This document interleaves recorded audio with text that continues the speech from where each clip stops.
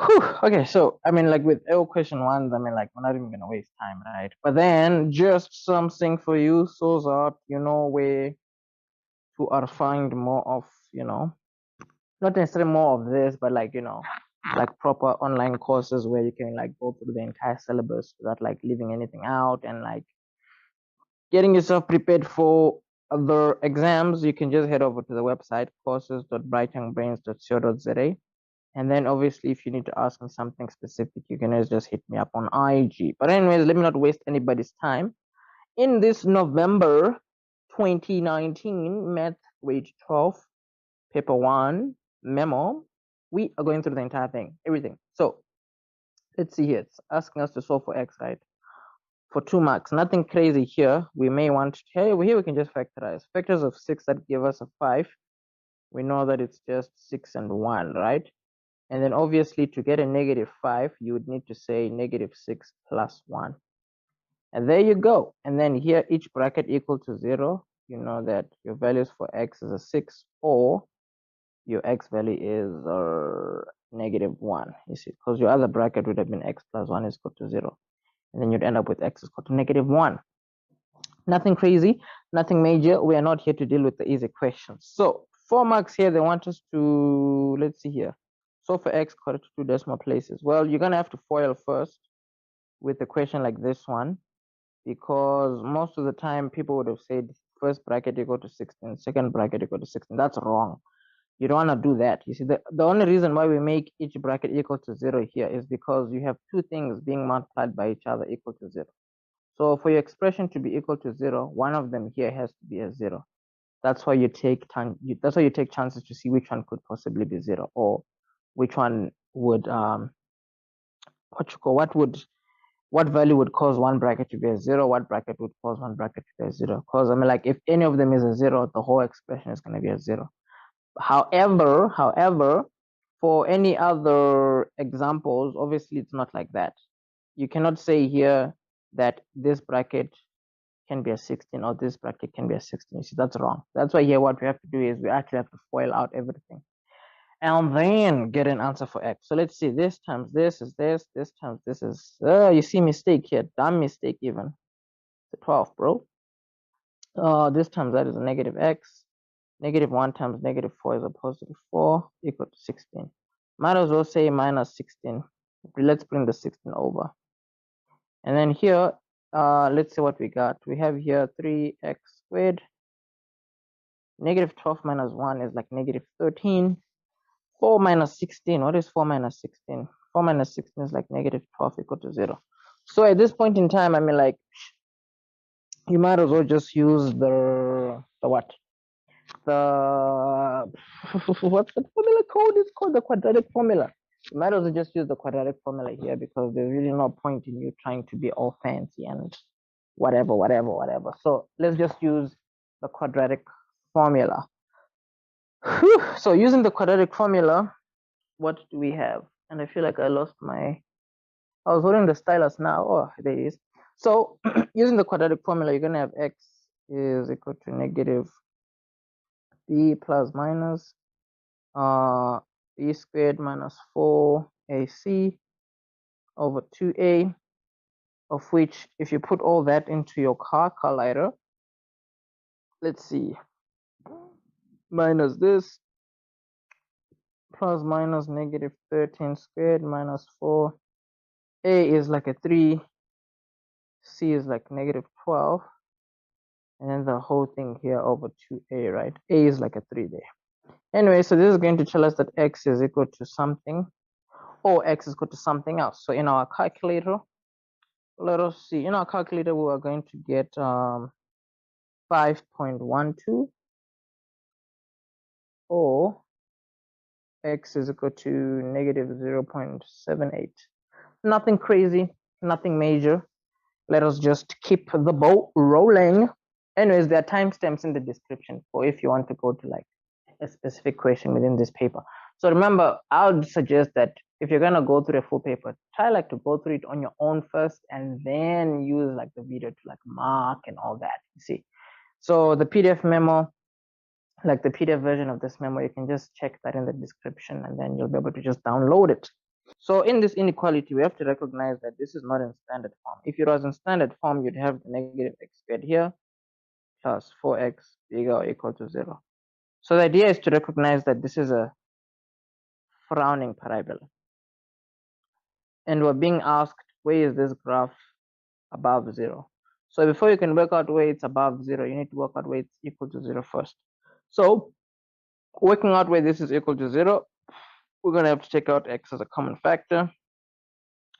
And then let's see where this is equal to 0. So x is going to be equal to 0, or x is going to be equal to negative 4. Wait, what? Negative 4? Nope, there's a negative over there. I'd almost forgotten. I'd almost done something dumb. But then, wait a minute. Dude, you're making a dumb mistake again after a dumb mistake. Why is it a plus now? Yo, like, yeah. My brain today is like, yo, So here, you would still end up with x equal to 0. And then here, negative x minus 4, right? You would end up with the x can go over to the other side. So x is equal to negative 4. So meaning your graph is equal to 0 at 0, and at negative 4. So if you're going to answer the question now, where is the graph above 0?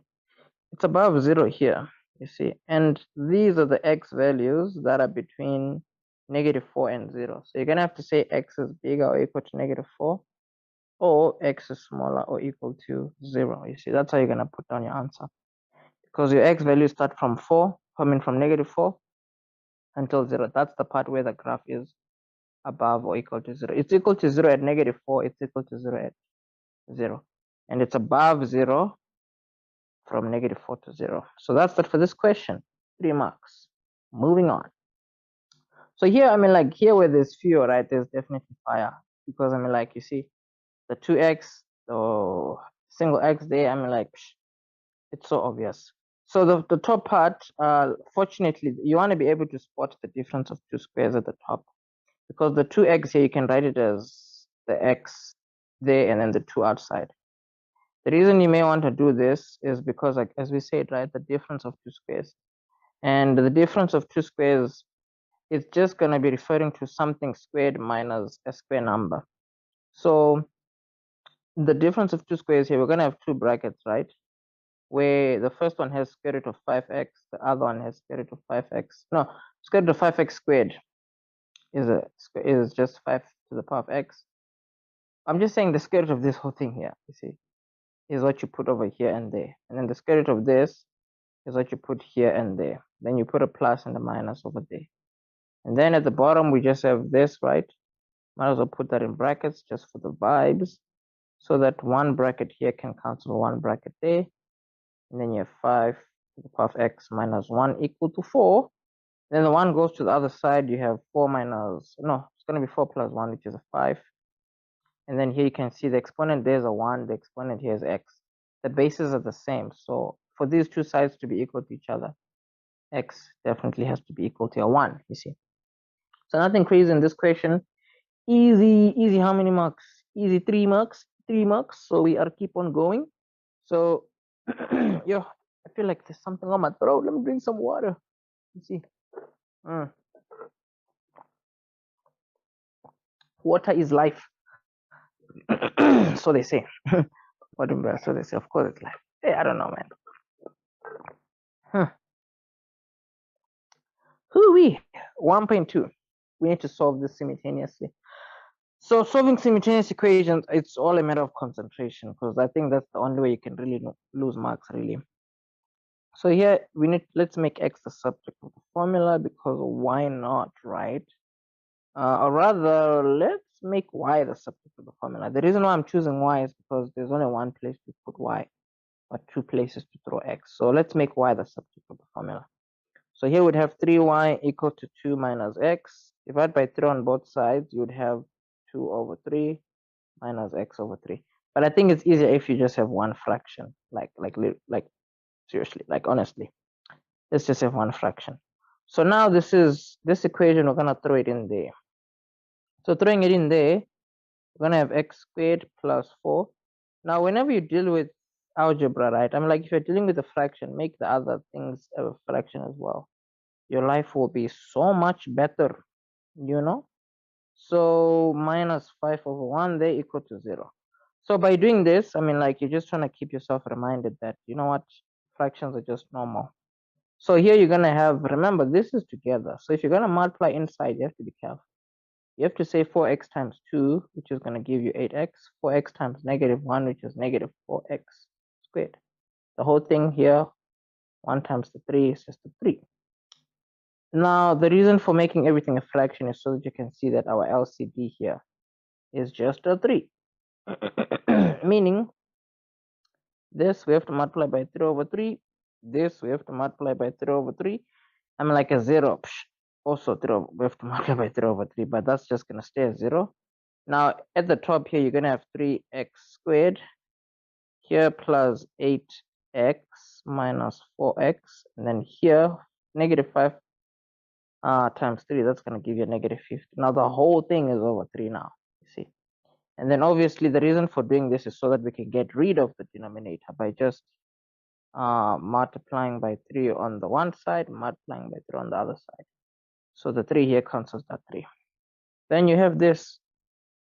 And the way this is looking, I know I've already made a mistake there. You see, I'm rushing.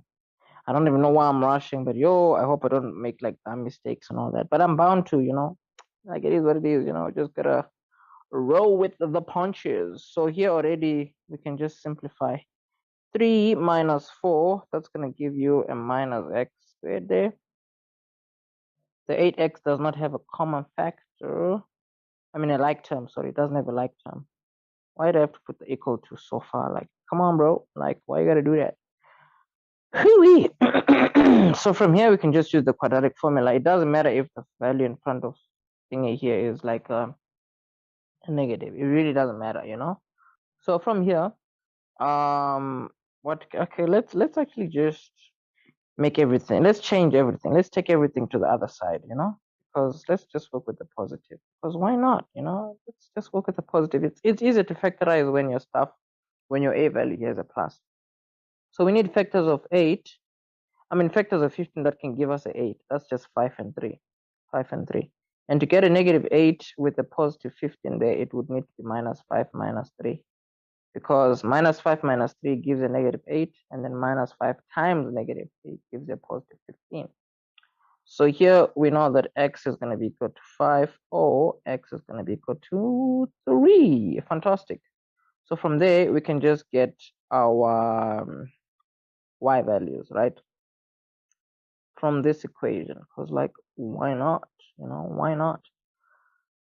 We just pasted this thing here, and then we are get the y values. So x here, we need a 5, right? So it's like y is equal to 2 minus 5 over 3. 2 minus 5, what is 2 minus 5? Minus 3. So this is minus 3 over 3, that's like a negative 1.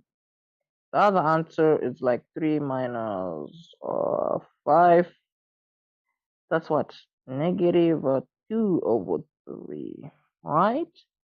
Yeah, no. What is going on, my brother? What is going on? You are mixed it. Oh, goodness. Yes, man. Why you gotta do the wrong thing?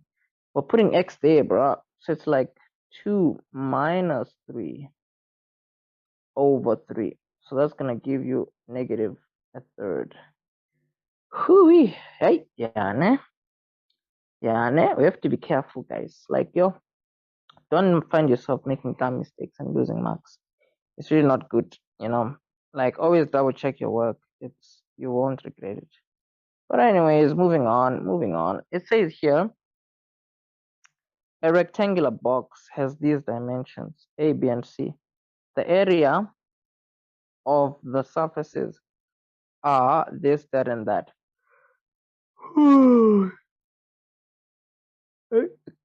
Okay, sorry is given in the diagram. So this is the surface. They said here the areas of the surfaces, so meaning the area up here, length times breadth is equal to this. Length times breadth is equal to this. Length times breadth is equal to that. Okay. They say it without using a calculator. calculate the volume of the box. So this is one of those questions where you have to reverse engineer the stuff. Because with this kind of a question, I mean, like, I mean, like, you know, it's almost like an NBT kind of question. So we know that this times by something times something gave us 2 square root of 10, and then something times something gave us this, something times something gave us that. Now what we need to remember is for A times C and C times B, I mean, we can just work them out. Hey, you may think to yourself, what about doing simultaneous equations? I mean, like in this case, yeah, that may not necessarily always work. So you may be asking yourself, but what's the strategy behind answering a question like this? And what do you do? I mean, if you're looking at it mathematically, 8 times C is giving you 6 square root of 5. C times B is giving you, let's write it as BC. I think it'll be easier to, nicer to look at. B times C is equal to 3 square root of 2. And then, technically this is A times B. A times B is 2 square root of 10. You see, that's how they got these areas. Now you want to find a way that you can write these expressions, or you want to find a way to write all these right until they have something at least common in each of them, or at least something common in 2 of them, you know, or some, you know, you just want to rewrite these numbers until they are not so weird looking, you see. So for example, 6 times 6 square root of 5, 3 square root of 2, 2 square root of 10. Yeah, you just have to think creatively. So I mean, like, yo, the square root of 10 part. Whew, yeah, that one is a bit tricky. That one is definitely a bit tricky. So yeah, with this kind of a question, yeah, it's one of those where I'm thinking to myself, what's the train of thought? What am I thinking in my tired brain? And you're thinking, and you're probably thinking to yourself, but bro, like, if you're gonna start a whole paper, why are you starting a whole paper when you're tired? Like, hello, why are you gonna do that? Yo, nah. And I'm thinking now, yo, what do we do? What do we do? Okay, so the one thing I'm thinking is, okay, fine. There's like, let's break down the square root of 10 here. The square root of 10 can easily be written as 2 times 5. 2 times 5, of which anything under square root, you can always put the square root for each of them individually.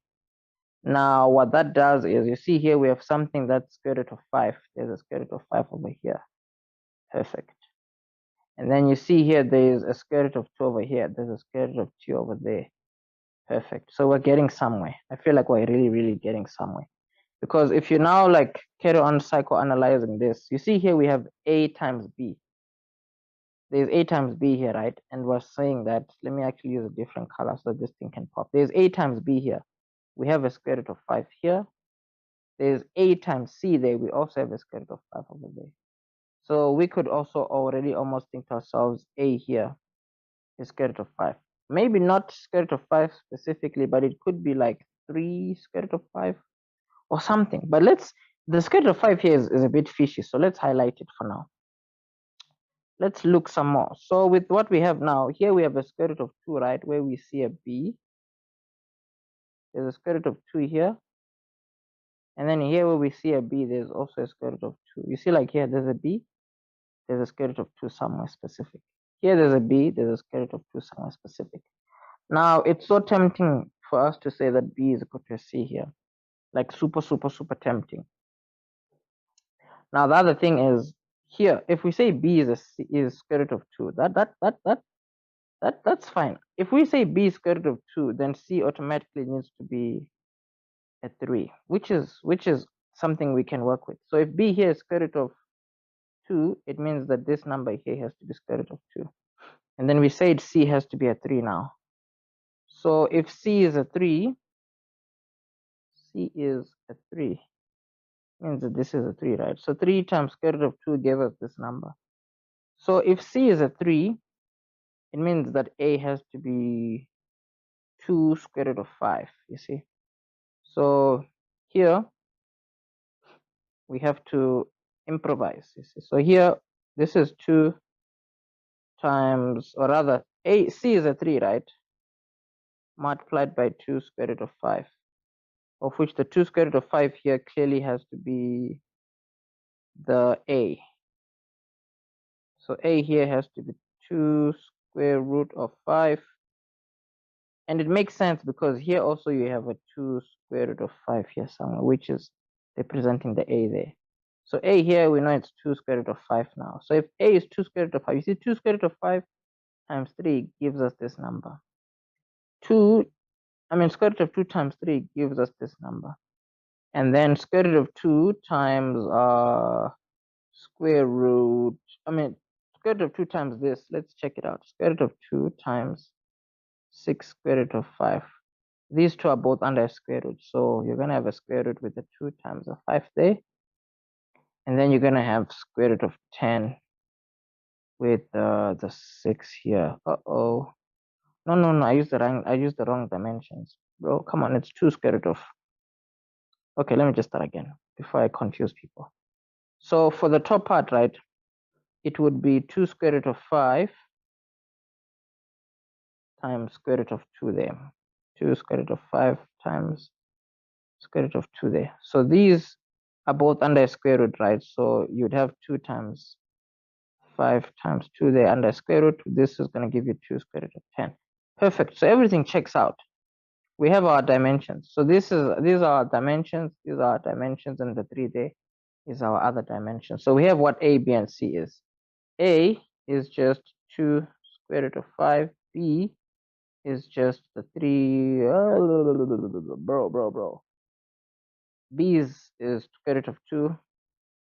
And then we said C here is a 3. Yeah. So the volume, remember the volume is just A times B times C. So it's just 2 square root of 5 square root of 2 times 3. And then, did they say we cannot use our calculator? They said without using a calculator. Okay, interesting. So everything with the square root there can just gel together. So you're going to have 5 times 2 there. And then this is a 6. So this is like what? 10. 6 square root of 10.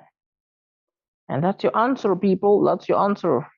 So this was quite an interesting question. Obviously, this is the kind of a question where, feel free to go back to it and see how best it is that you can understand it, because the explanation is what you need right now to just see how you can just psychoanalyze the question.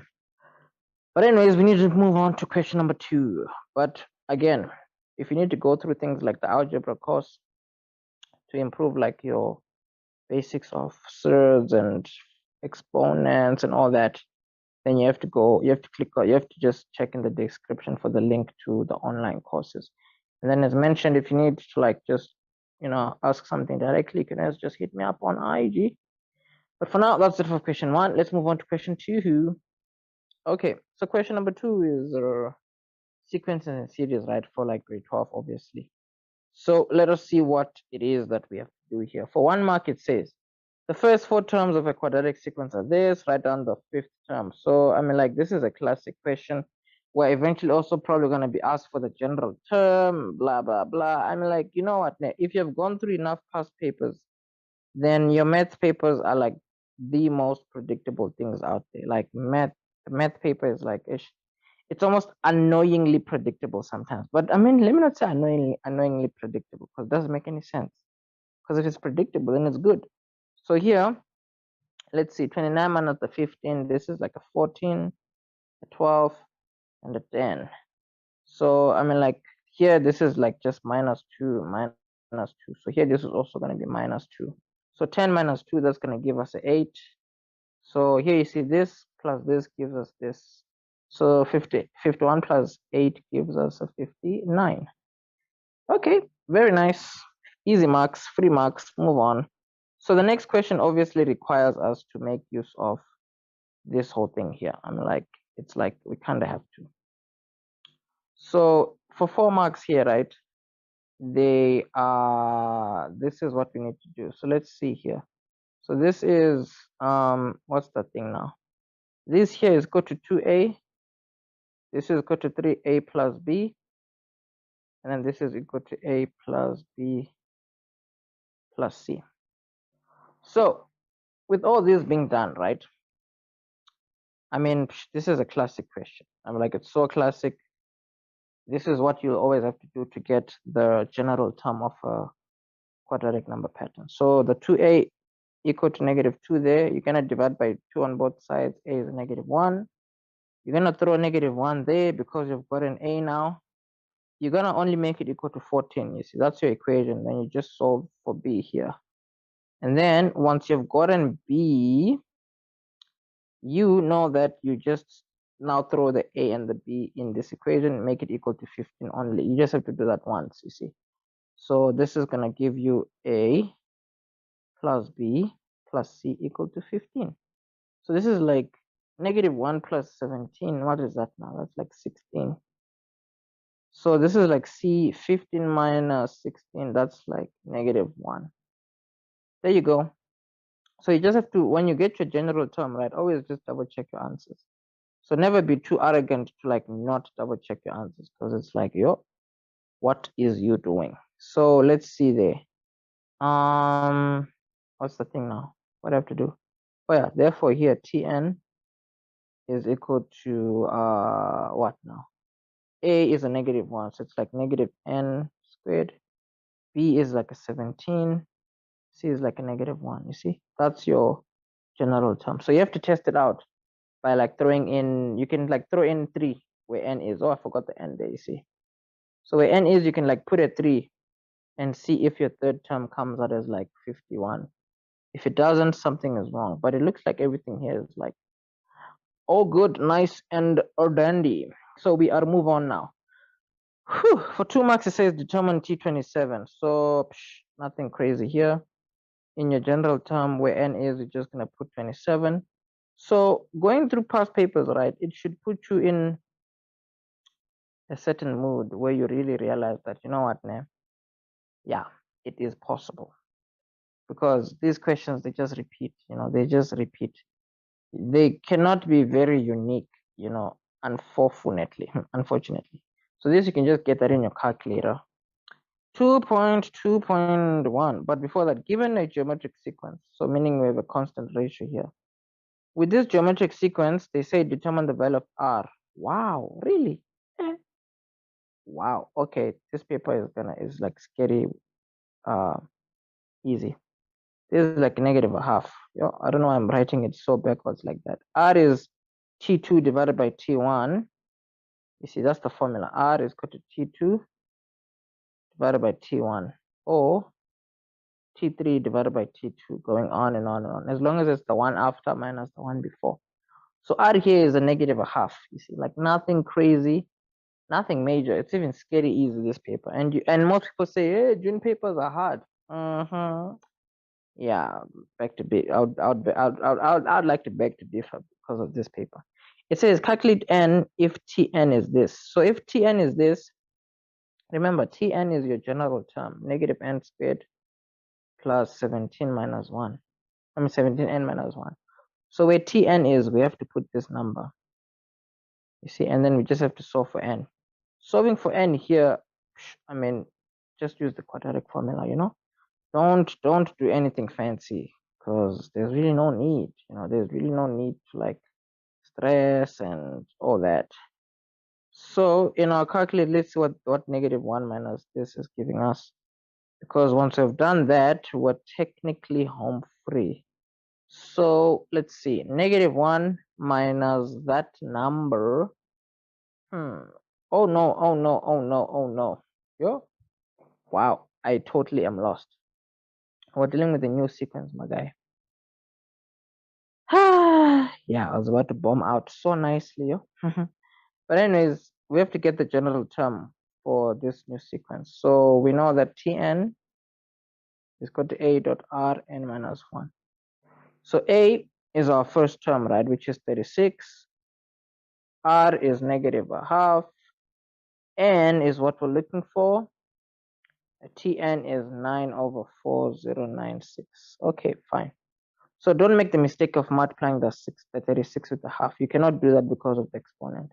So the first thing you can do here is to divide by 36 on both sides. You might as well divide by 36 on both sides. So dividing by 36 on both sides, let's see here, divide by 36 divided by 36. So doing that, you're going to end up with like 1 over 16384. You see, that's what you're going to get on the left. So here you're going to have negative a half n minus 1. So here you may want to obviously get rid of the exponent, right? Now to get rid of the exponent, you could just use logs. Yeah, but then the issue now, oh yeah, no, let's just use logs, because like, why not, you see? So you're going to have log, the base of the exponent is the base of the log, but then the issue now is the negative a half there. The negative a half is what's stopping us from using logs. So yeah, we are having a small problem here, you know, like a very, very small problem, but it's not like very small per se. It's just like, yeah, it's a problem. So if you have a situation like this one, you have to think creatively. So the fortunate thing is most of the time, this here can be written as this base, or rather this can usually be written with this as the base and an exponent. So what I mean is, in your calculator, you can literally just use trial and error. So in your calculator, you can put like negative a half to the power of 10, negative a half to the power 11. By the time you get to negative a half to the power of 14, you'll get this number, you see. So here you can have negative a half power 14 equal to negative a half n minus 1, you see. So that being done, you can already drop your bases now, because for these two sides to be equal, it's the exponents that need to be equal. So here n is equal to 15, because the one goes over and then you add there. So n there is a 15, nothing too hectic here. I think with this question, the idea is, you see, trial and error here, because normally when you deal with exponents and like what you make for bases that are negative and you want to use logs, yeah, just think of trial and error instead of just carrying on with logs. Ooh. Oh, I don't know, I'm yawning, man. Like, bro, come on, man, come on. You're not. For 2 marks, they're asking for the sum to infinity. The sum to infinity, I mean, we have a formula for that. 1 minus a over 1 minus r, right? So a is, it's what? A is like 36. A is like 36. R is negative a half. And what else? Yeah, that's it. Easy 2 marks. A is 36. R is negative a half. And then here it's 36 over 3 over 2. What is the sum to infinity calculator? So according to the calculator, our sum to infinity is 24.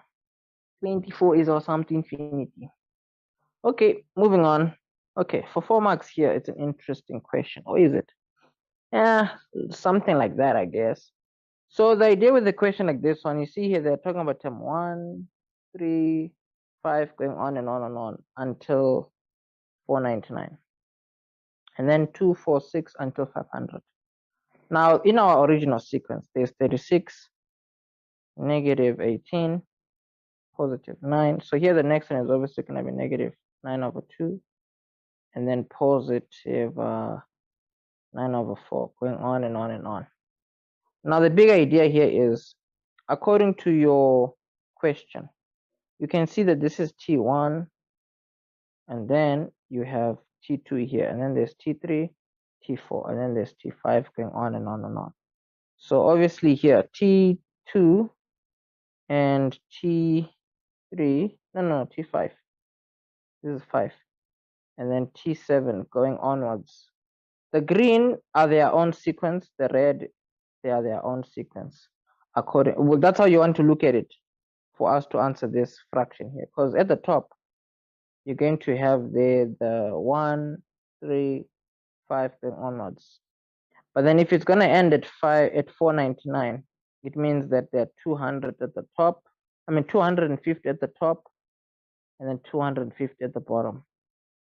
You see, because like this is showing you that everything is obviously going to be 500, because it's like 1, 2, 3, 4, 5, 6, 7, 8, 9, 10, blah blah blah, and then 499 and then 500. So, and it's also split up in half. So 250 at the top, 250 at the bottom. So for the green, we need its own sequence, right? Negative 18, negative 9 over 2. The next one here would have been negative 9 over 8. You see, until wherever. So in this sequence, we need to work out the first 250. You see, we need to add the first 250. Add the first 250. For the red, we're going to do exactly the same thing, you see. For the red ones here, you see, this is like 36. And then you have 9. Then you have 9 over 4. Going onwards. You see, you need to add the first 250. So for the green, adding the first 250 is not an issue because it's just the SN formula for a geometric sequence. We need to find out, let's actually just split this up nicely. So let me just move this down a little bit so we can create space. So for the green, I mean, like, we need to find out what the R value is first. So R here is just negative 9 over 2 divided by 18, or rather divided by negative 18. That's going to give us a positive quarter. Yep, a positive quarter. So it's a positive quarter. That's our value of R. So adding up the first 250 terms, right? We're just going to say here, A is negative 18. And then it's like R to the power of 250 minus 1. The whole thing over R minus 1. So we just use the formula for a geometric sequence, like the sum of formula for a geometric sequence. Down here, we do the same. Coincidentally, the R value here is also a quarter, but in our case here, oh, come on, man, bro, come on. In our case here, let's see. We have, what's the thing now? A is 36, a quarter, 250 minus 1. The bottom here is also going to be a quarter minus 1. Perfect. So you can already see the green is for the bottom numbers. Yep. And then the red is for the top numbers. So it's swapped around now, but it's fine. It's fine. It's fine. You know, it is what it is. So from what we have written down here, right, we just have to be a little bit careful. Or do we? Well, not really. Not really. Not really. So with what we have here, right, these ones here, the one with the total here, right, is going to give us negative 24 in our calculator. Here, the total in our calculator is going to give us 48. And then obviously the red here is the numbers at the top. The greens are the numbers at the bottom. So here we can say therefore negative, therefore 48 over 24, or rather 48 over negative 24. It's going to give you a negative 2. So negative 2 is your final answer over there. So again, with these kinds of questions, if you need to like go back to the beginning and like rewatch, I mean, you can do that. But I guess the analogy of this kind of a question, it's not like something difficult to like, you know, just figure out or understand. But anyways, moving on here for like 3.1, it says, the first 3 terms of an arithmetic sequence are these. So you have to be careful that you see that this is what's splitting up your terms, you see. Term number 1, term number 2, and term number 3. Now they said show that P is 11. Well, I mean, like if it's an arithmetic sequence, always make use of the properties of an arithmetic sequence. And the properties are that D is equal to T2 minus T1 or T3 minus T2, you see, of which they are both equal to D here. So you can say T2 minus T1 is equal to T3 minus T2. You see, that's how you can get an equation and then use it to get P. So T2 is just P plus 6. So you have to use brackets here. Brackets are the one thing that will like throw you off with this kind of a question, because you'll do everything, but then get it wrong and wonder why, because you would not have used brackets. If you don't use brackets, that one is a sad game. I'd rather not play. This times that, negative 2p. This times that, negative 3. And then p here, minus 2. Wait, p minus 2 minus p minus 6, right? So what do we have now? We're going to have here p minus 2. Wait, p minus 2p is like minus p. And then 6 minus 3 is like minus 3. P minus p here, that goes away. So this is going to be negative 8 over here. So we rather move the p to the other side. Oh, we made a mistake. You know how we made a mistake? Because we're not getting an 11 here. Something is wrong. You probably spotted it. I made the mistake, so I probably don't know what I did wrong, but I'll find out just now. So let's see. At the top, this is fine. This is fine. Signs are fine. And then here, let's see, plus 6. Okay, this is that. Negative 8 p minus p. Okay, interesting. And then here we have p here, negative that, and then negative that. You're not. This is where it's like, oh no, no. Because here we're supposed to end up with like, let's see here, what is going on? Because I feel like the error is like this somewhere, but it's like this, one of those really weird moments where it's like, bro, how can you not see the error? Because I mean, like, you probably can see it, but I can't see a thing, bro. So this is 2, we say here T2, which is this, minus T1, fine, equal to T3 minus T2, fine. So this we multiplied inside, fine. Multiplied inside, fine. Here, multiplied inside, fine. Multiplied inside, fine. 1 minus 2 is minus 1. 6 minus 3 is 3. And then here, multiplied inside. 1 minus 1, they go away. P minus p goes away. Negative 2 minus 6 is negative 8. You know.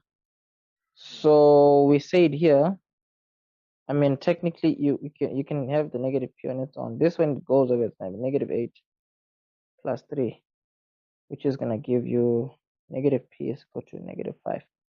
P is a 5. How? Why are they saying show that p is 11 now?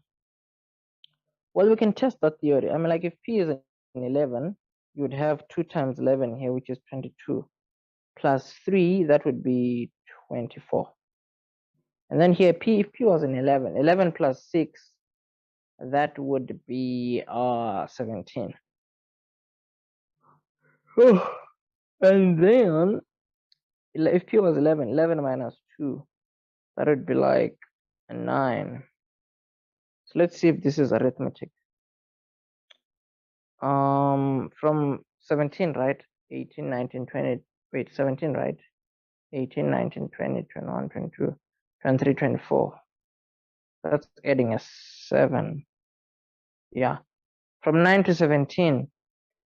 9, right? 10, 11, 12, 13, 14, 15, 16, 17. That's not 8. That's not 7. That's 8. So yeah, this question is flawed. This question should have said, show that p is equal to 5, because p is not 11. Wait, is it 5 or negative 5? Yeah, p is a 5. Let's test out a 5. If p was a 5, let's see what kind of a sequence we would have. If p was a 5, right, we'd have here 2 times 5, which is a 10, plus 3, that's a 13.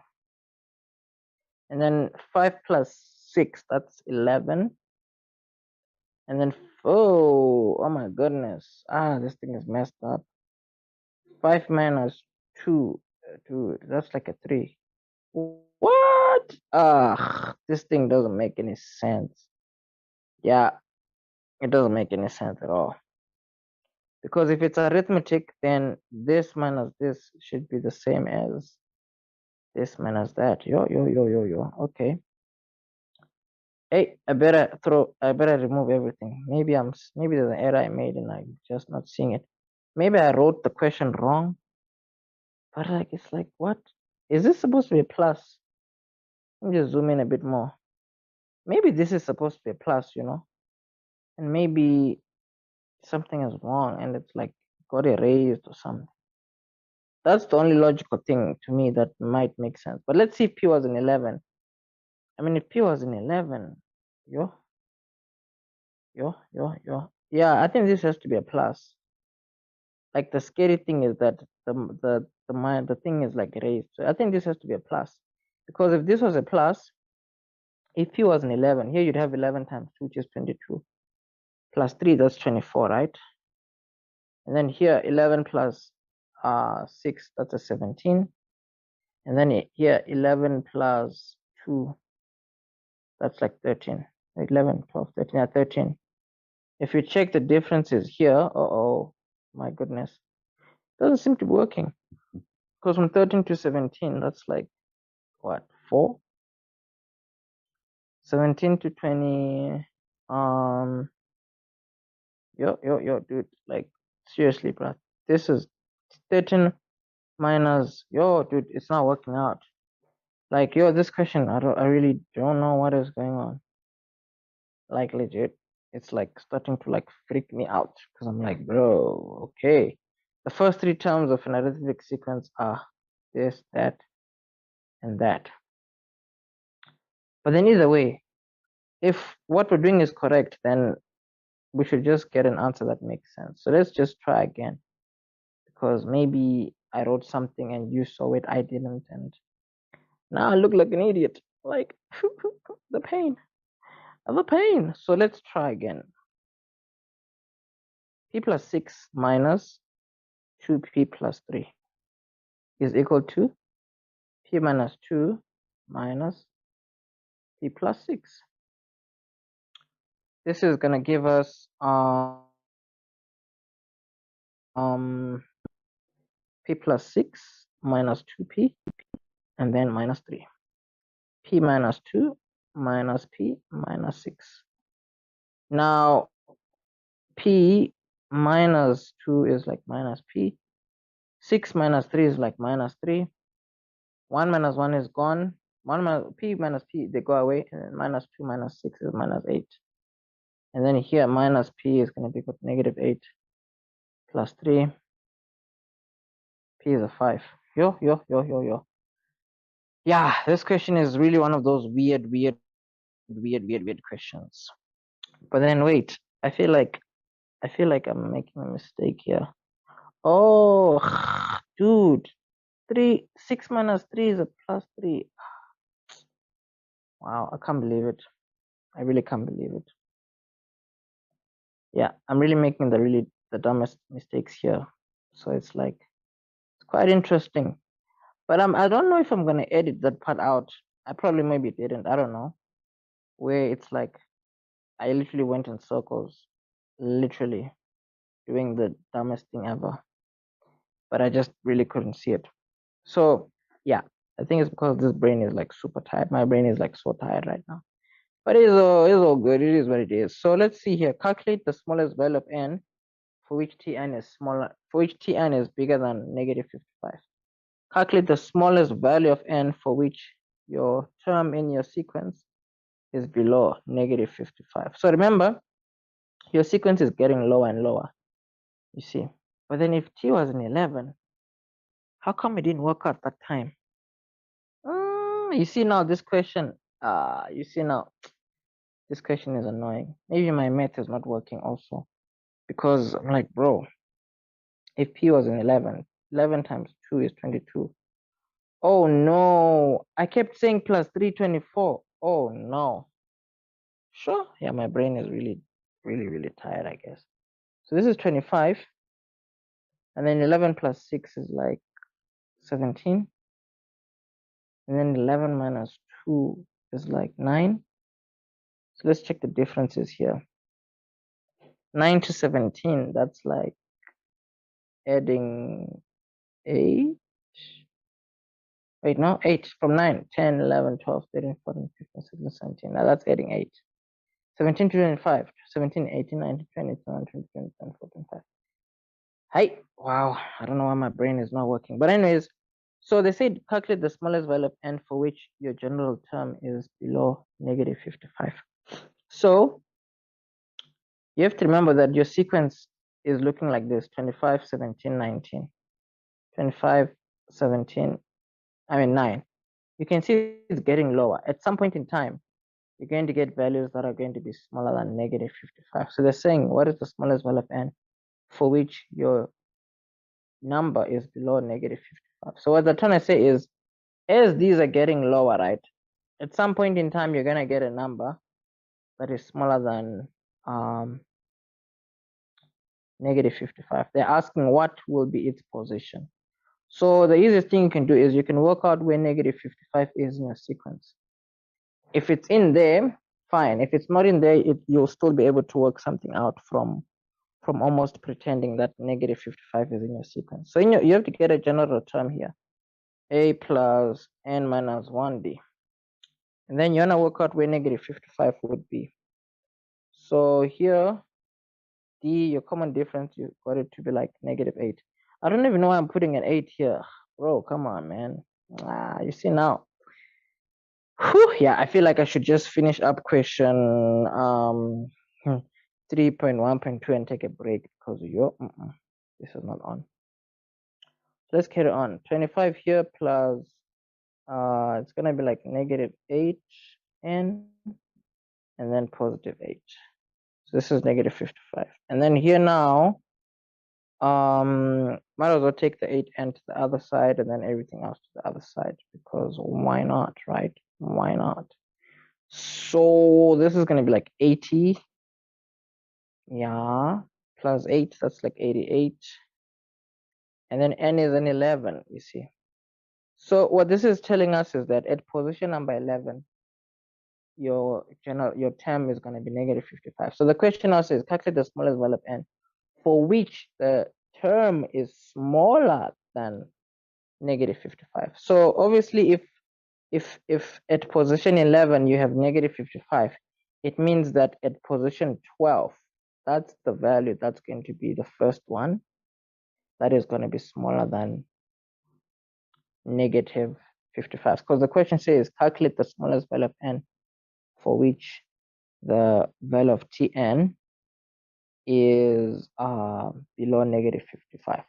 So if term number 11 is negative 55, it means that the next term is going to be the smallest value of n, or rather the next term, right, which is term number 12. Term number 12 is going to be the first number that is going to be smaller than negative 55. So that's the idea behind this kind of a question. So yeah, for now, I guess we shall carry on with this paper until it is done. Question 3.2. Okay, so to be honest, 3.2 is low-key a bit straightforward. So here they said, given that this is equal to that, prove that this is equal to 0 for 5 marks. Okay. So with sigma notation, right, remember, the idea is to always remember you're either going to use the SN formula for arithmetic, for geometric, or you're going to use the sum to infinity. Okay, so the only way you would use the sum to infinity is if up here you have like an infinity symbol. So we have none of that.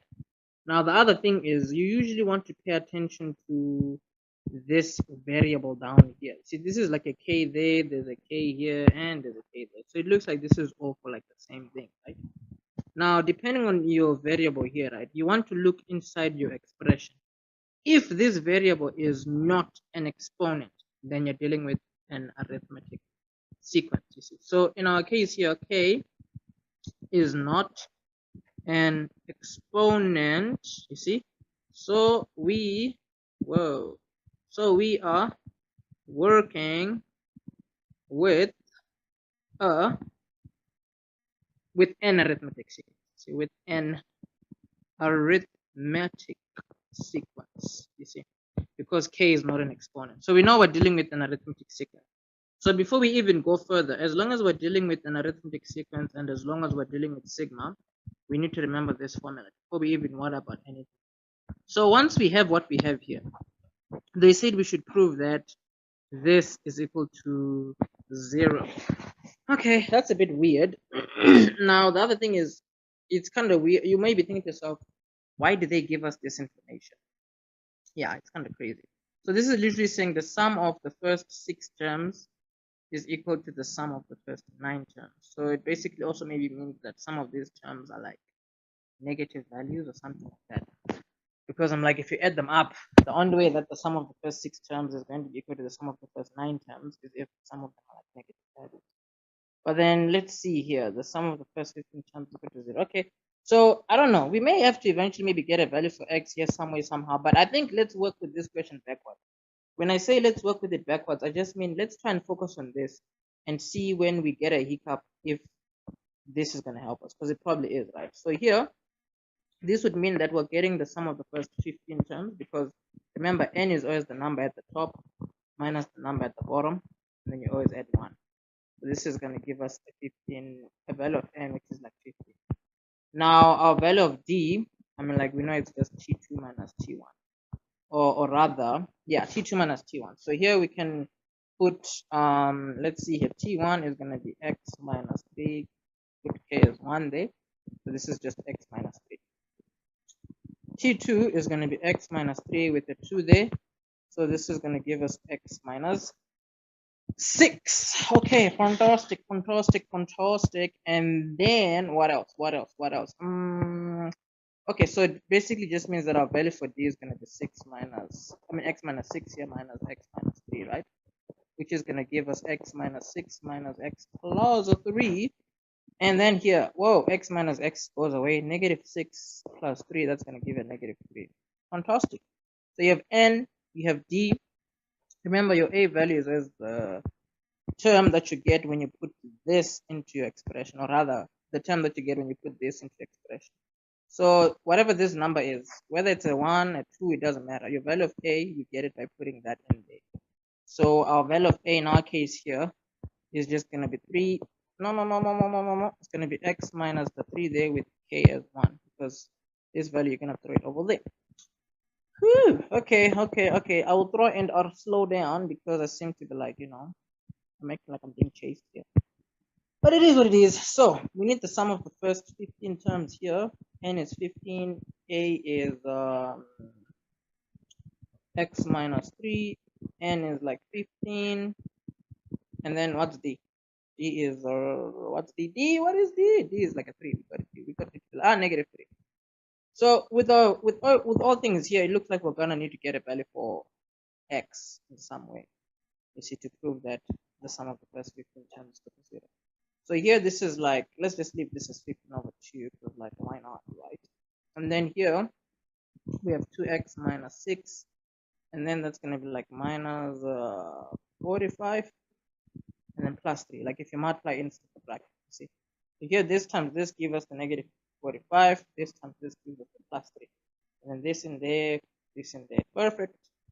15 over 2 is still outside, or the 2x is no like term. And then we have negative 6 minus 45 plus 3. It looks like we need a calculator, and yeah, I could just work this out in my head. But I'd rather not, because like, let me just grab the calculator, because I obviously do need it. Know what I'm saying? So let's see, minus 6 minus 45 plus the 3, giving us a minus 48. Okay, so from here, we could multiply inside. I mean, like, why not, right? But let's just see. If you multiply inside here, you're going to have 30x over 2, which is like 15x. And then here, 15 over 2 times negative 48. Let's see what that gives us in the calculator. So in the calculator, we're getting negative 360. So you see here, the sum of the first 15 terms is this. So we need to prove that it is equal to 0. So for us to prove that it is equal to 0, you can see that here we're missing an x. So it looks like this is where this is going to come in. We have to get this expression, and we have to equate it to this expression, and we have to show that it is going to, whatever this is, it's going to give us a value for x, you see. So that's going to be quite interesting. The fortunate thing is, I mean, like, the only difference between these two is that here n is a 6, and then here n is a 9. They have everything else the same, you see, according to what we have worked out here, because everything is going to be the same. Here your a value is still going to be x minus 3, and then our d value is still going to be negative 3 for both of them, because all these are for the same sequence, you see. So all we have to do here, the sum of the first 6 terms, we said n is just a 6, n over 2, and then a is still the same value, and then our value for d is still the negative 3 there. Perfect. So this we can simplify. This is going to be 3, 2x minus 6, and then minus 18, and then plus 3, and then 2x has no like term. So calculator, minus 6 minus 18 plus the 3. That's going to give us a negative 3. And then from here, oh, I'm running out of space. Oopsie. This is like 6x minus 63. Really, bro? Yep. That's S6, you see. So let me actually just make this a bit smaller, because why not? Change the style ISO. Okay, that looks fine. Whoa, I just changed the color, bro. Need to change the size. Change the size. Whew. So let's see here. We need to do S9 as well. So S9 is gonna be 9 over 2 with x minus 3 here, and then we have 9 minus 1, and then the b value. Okay, perfect.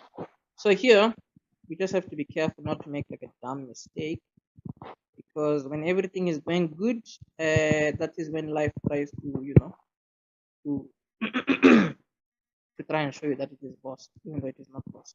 But anyways, let's see. Negative 6 minus 27, and then plus the 3.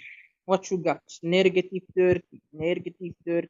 Okay, so we have negative 30 here. This is going to give us 18x over 2, which is like 9x. And then this, right, times the 9 over 2. What you got? Negative 135. Okay, so fine.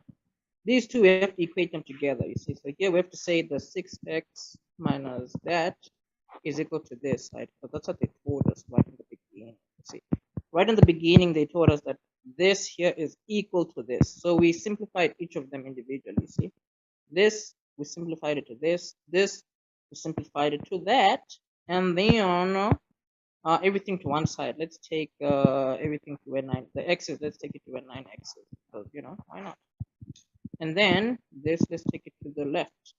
So we've got here what we have got, and we need to get an answer. So here we're getting 72, and here we're getting 3x. Fortunately, I think 72 is divisible by 3, so divide by 3 on both sides, x is a 24. So from there, we can then say, therefore, this here, right, S15 is going to be equal to 15 there, x is 24. Oh boy, I think we got it. I think we got it. What is 24 times 15? 24 times 15 is 360. That's the way. I like it. Whew. I literally went through this question like someone was chasing me. Yeah, but I'm done being chased now. So this question is quite interesting. So you can see here your SN formula is your big what you call it. Yeah. I think here this was a good question. It is what it is. It is what it is. Given the exponential function, it's an exponential function, right? Perfect. Now this exponential function, they are saying that, what are they? I'm not saying anything yet, because we haven't read it. But we are ready to read. For 1 mark, they say we should get the range. So here, you may be thinking to yourself, okay, fine, how is this picture gonna look? So you can always just draw a mini image to give you an idea of what it's gonna look like. The what you call the asymptote here is y is 0. So you know this is the. You may be thinking, is this graph gonna be like going up like this, or is it gonna be going down like that? So if you look at your exponent, if your exponent is getting bigger and bigger and bigger, the number at the bottom is gonna be getting bigger and bigger. Of which it means that your y values are just getting smaller and smaller and smaller. So your graph looks like that. You see, but it actually doesn't matter, because all you need here is, okay, it does matter. You see, if your x, remember, this is going to give you 1 to the power of x over 2 to the power of x. You see, of which as your x values are increasing, the bottom pile is going to be getting bigger. meaning that you're going to be getting a value of a fraction here that's like getting smaller and smaller and smaller, you see. Because I mean, like your y values here, you're gonna start off with like 2 to the power of, I mean, you're gonna start off with like a half, and then the next one is probably gonna be like a 4 down here, and then you're gonna have an 8 down there, and then it's just gonna get tinier and tinier and tinier and tinier. But anyways, the range here, you're just gonna say your y values are bigger than 0, you see, because your graph cannot get anywhere smaller than all that, because like yeah. Anyways, for 2 marks it says determine the equation of g to the power of -1 in this format. So this is inverse. We need to get the inverse of g. Getting the inverse of g, you have to write your equation firstly in terms of y and x, because that's going to make your life so much easier. And then with inverse, remember y becomes x, and then x becomes y. So in terms of how that is, why am I writing with something so tiny like this? Bro, it's making life so much harder. Hey, okay, I think that's fine. So here where x is, we're going to put a y. I mean, where y is, we're going to put an x, where x is going to put a y. And then here we have to use logs. Remember, when you use logs, the idea is to isolate an exponent. So we want to isolate the exponent. And then here you'll have log. The base of the exponent will be the base of the log. And then this is what you have. So you've done whatever you've done. So whatever y is, you're going to write it as this. And then you have your full answer. That is why a question like this, they're not going to give you a lot of marks, because they expect you to be able to do these kinds of things. Okay. Don't worry about how I ended up writing g to the power of -1 with x here first, because I'm like, this is done. So you can just replace this y with this thing, of which this thing is equal to whatever y is. For 2 marks, they say is our inverse a function? Justify your answer. So this is where your basic theory and stuff comes into play. So this is our image of our original graph. Let me just copy it. So if you know your theory well, right? If you've gone through like on the channel, the playlist where the tutorial where I went through like the basics of inverse and all that, I hope this thing loads fast. Because I wanted to show you where you can get the basics of the inverse function. Well, this thing's taking forever to load. Ah, come on, man. Why you gotta do that? That's embarrassing. Like, I thought the Wi-Fi was fast today. Yeah, it's taking forever. But anyways, your image here, right? You have to remember that the inverse of this picture, right, is just a reflection about the line y is equal to x. That's what inverse is. Inverse is just a reflection about the line y is equal to x. Now the idea is, if you want to see what the inverse looks like, all you want to do is just remember it's a reflection about this line. So what I normally do is, you see where this point is here? If it is reflected that way, it would be somewhere there. So automatically, you know that if this point was reflected, it would be somewhere over there. You see, because from here, you wanna, if it's reflected about this line, the other point is gonna be like somewhere there, meaning that your new image or the inverse would look something like this. You see, so because it's just a matter of reflecting at about the green line. From this dot, it would be somewhere that side. This point would be like somewhere this side. So this is what the inverse would look like. Now the question is asking, is this a function? Yes. The reason is yes, because it passes the vertical line test. Now the vertical line test is literally you drawing a straight line going down. See, if the straight line cuts the graph once, then it means that the graph is a function. If it cuts it more than once, then the graph is not a function. So if you had, let's say, the inverse of a parabola, right, it would look something like this. The inverse of a parabola is not a function, because the inverse of a parabola fails the vertical line test, to see, because it's touching there once, touching there twice. So this is why this one passes, you see, because it only touches the straight line once. It passes the vertical line test. As simple as that. Soak it in. For 2 more marks, they said point M lies on the inverse. Calculate A. So like we have the equation of the inverse. Like, what is it? The inverse is log a half x.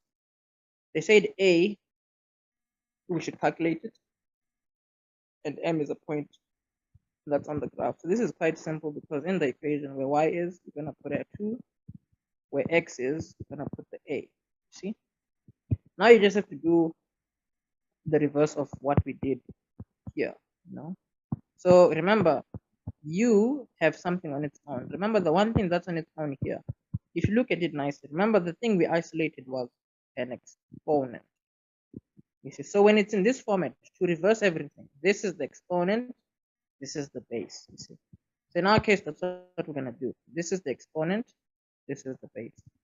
So this is just a half to the power of 2, and then this value will go on its own. See, it's just reversing what is here. It's because there's an exponent here, which is y, the base was a half. So when you want to put it in logs, this exponent, you leave it on its own. The base of the exponent becomes the base of the log. So reversing this would be the base, this would be the exponent. That's what's happening here. This is the base, this is the exponent, of which this is just 1/4. A is a quarter. More examples like these, you can get them. Let's see if this thing is going to load. Oh, finally, goodness. Bright young brains, let us go, let us go, let us go. So on the main channel, right, the big idea is if you go to like playlists and you go to like the functions playlist. Let's go to the functions playlist. Whoa, where is it? The functions playlist. There it is. So somewhere down here, oh no, right here, you have the inverse functions tutorial. This tutorial goes through all things inverse. You definitely want to check it out if inverse is a problem for you. So here you have an interesting question. You have, let's say, a new version of M. It says M with this symbol. What is this called? Hyphen? No, it's not. Well, I don't know. With this punctuation mark, right, they say it is the image of M. It's just saying that M, when you do something to it, you're gonna have a new value of M, right? They say it lies on the graph of G. Okay, that's interesting. So we might as well take this image here because it looks like this image is gonna help us with what we want to do here. So you see, us having to have drawn this, it was just to help us answer the question. And you would be able to draw stuff like that, or you will be when like your theory is on point and stuff like that. You know? So here they say M, which is the reflect. This point here is a reflection of is another image of M, right? It is the image of M, which lies on G. So we have to be careful here. This one is G, and then the yellow one is the inverse of G. Okay, let us make sure that is clear. Okay. So we have G and its inverse. They say they write down the coordinates of M. Okay, wait, no. This one is easy because remember here, M, right? A is a quarter now, and then the y value is a 2. So remember, if M is a point on the inverse, right, its image will be on the original graph. So I mean, like if you look at it nicely, right, the original value of M is technically, I mean, like hypothetically speaking, it is technically somewhere here. You know, like let's put it. It's gonna M is like somewhere here, the original M, because X value is a quarter, Y value is a 2. So if you're gonna have this same point on the inverse, it's gonna be a reflection on the line Y is equal to X. So the reflection of M is just going to be these two swapped around, because that's the essence of inverse. You see, inverse will always tell you that your X values swap, your Y values swap. So meaning that if you have one point on a graph and you have the same point on the inverse, the X and the Y value just swap around. So that's why whenever you get the equation of an inverse graph, you swap around the X and the Y. It's the same idea when you work with actual coordinates. If you have one coordinate on a graph and you want to find out where it would be on its inverse or on its original graph, all you do is you just swap around X and Y. That's why this is a one-mark question, you see. The coordinate here is just this swapped around, 2.25. So if all this is still like going above your head, then obviously you need to enroll yourself onto the online courses, because the online courses basically help you to, like, you know, figure out or understand some of these things that we are looking at.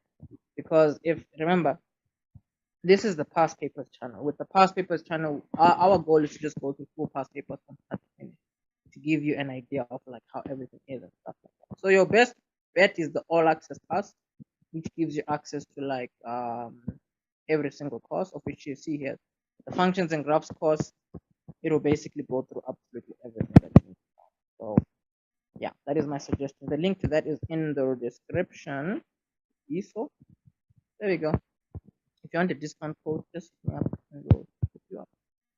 So for 3 marks here, they said if h of x is this, right? Write down the coordinates of m on h. What a wow, man. What a wow. Right? Before we even worry about the rest, okay, it's a 3-mark question here, so we don't want to panic. What we also want to keep in mind is, okay, let's just see what g of x is. Remember, g of x is just a half to the power of x. So h of x is just g of x with plus 3 there plus 3. What this means is, this just means that in the equation of g, right, wherever x is, you need to throw in x plus 3. And then once you've done that, you need to add 2 to everything. So it's going to look like this. You're going to have a half. Wherever x is, you're going to put x plus 3. And then to the whole thing, you're going to add a 2. So our graph of h of x, it is just a half to the power of x plus 3. And then the whole thing plus 2. This is like the graph we're dealing with, right? They say that if h is equal to this, write down the coordinates of the image M on G. Goodness. Well, I guess this is, well, this one is an interesting question. And I say it's an interesting question mainly because I'm just like, well, what would you do? Like, what would any sane person do in a question like this?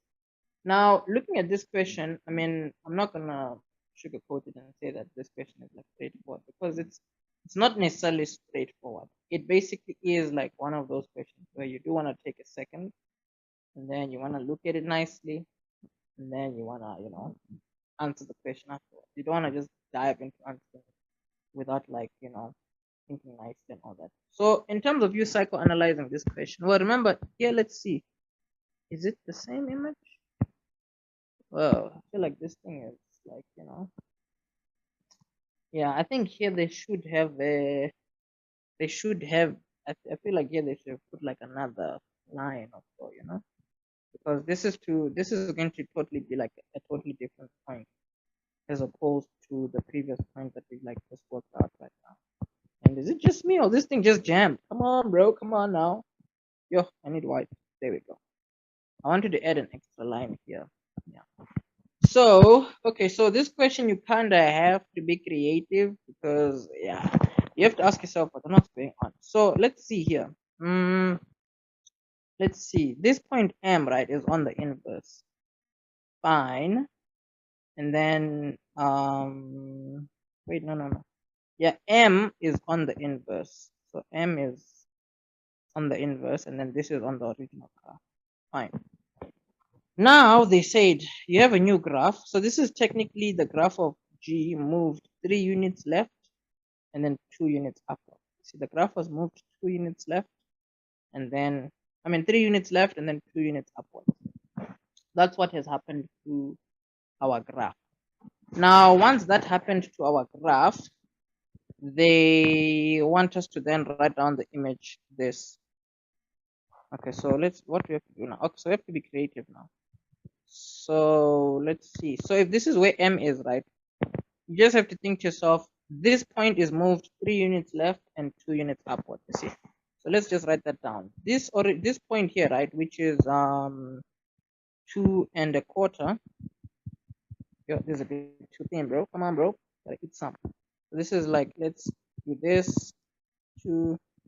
Okay, so let's say here, according to this and this, you see, we have to remember that our graph, or rather, let's say our point here, this point here was moved 2 units. No, we have to say 3 units up. No, 3 units left and 2 units up. So that's what happened. So when you move this to the left 3 times, you're going to end up at -1. When you move this up twice, you're going to end up at 1/4 plus 2, which is like 9/4. Oh, then that is the way. I like it. So that's your answer. Yeah, that was just a bit weird, but that's your answer. You see, that is your answer for this question. It's quite interesting.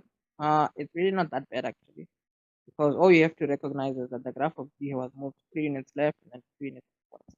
So if your graph of G is moved, you know, 2 units left, 3 units left and 2 upwards, this point is also going to be moved 2 units left and 3 upwards. So that's what you want to just remember.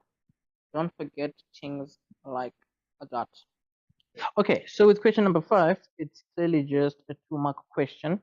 And with all 2-mark questions, like it's literally just straightforward. And like if you've gone through enough papers on this channel already, this is straightforward, right? It says here, determine the equations of the asymptotes of f. So this value and this value gives us the asymptotes of a hyperbola, because remember, with the hyperbola, you have to keep in mind that the standard form already gives you your asymptotes. So the negative p is deliberate, because this is always going to give you the x value of your asymptote. You see, you always take this value. You see, so if it's a negative here, you always take a plus. If it's a plus here, you always take this as a negative. But then for q, you always take it as it is. You see, this will always be the y asymptote, this will always be the x asymptote. So in practice, the asymptote here is just x is equal to -2. That's for the x asymptote. And then for the y asymptote, it's just y is equal to 3. Because for x, you always take the opposite. For y, you always take it as it is. Now they want us to write down the y-intercept. So the y-intercept is always the value that you have where x is 0. So in your equation here, we know that where x is, we just have to put a 0. You see, that's the equation of our graph there. So where x is, we're putting there 0, because we're trying to get the y-axis. So, the y-intercept.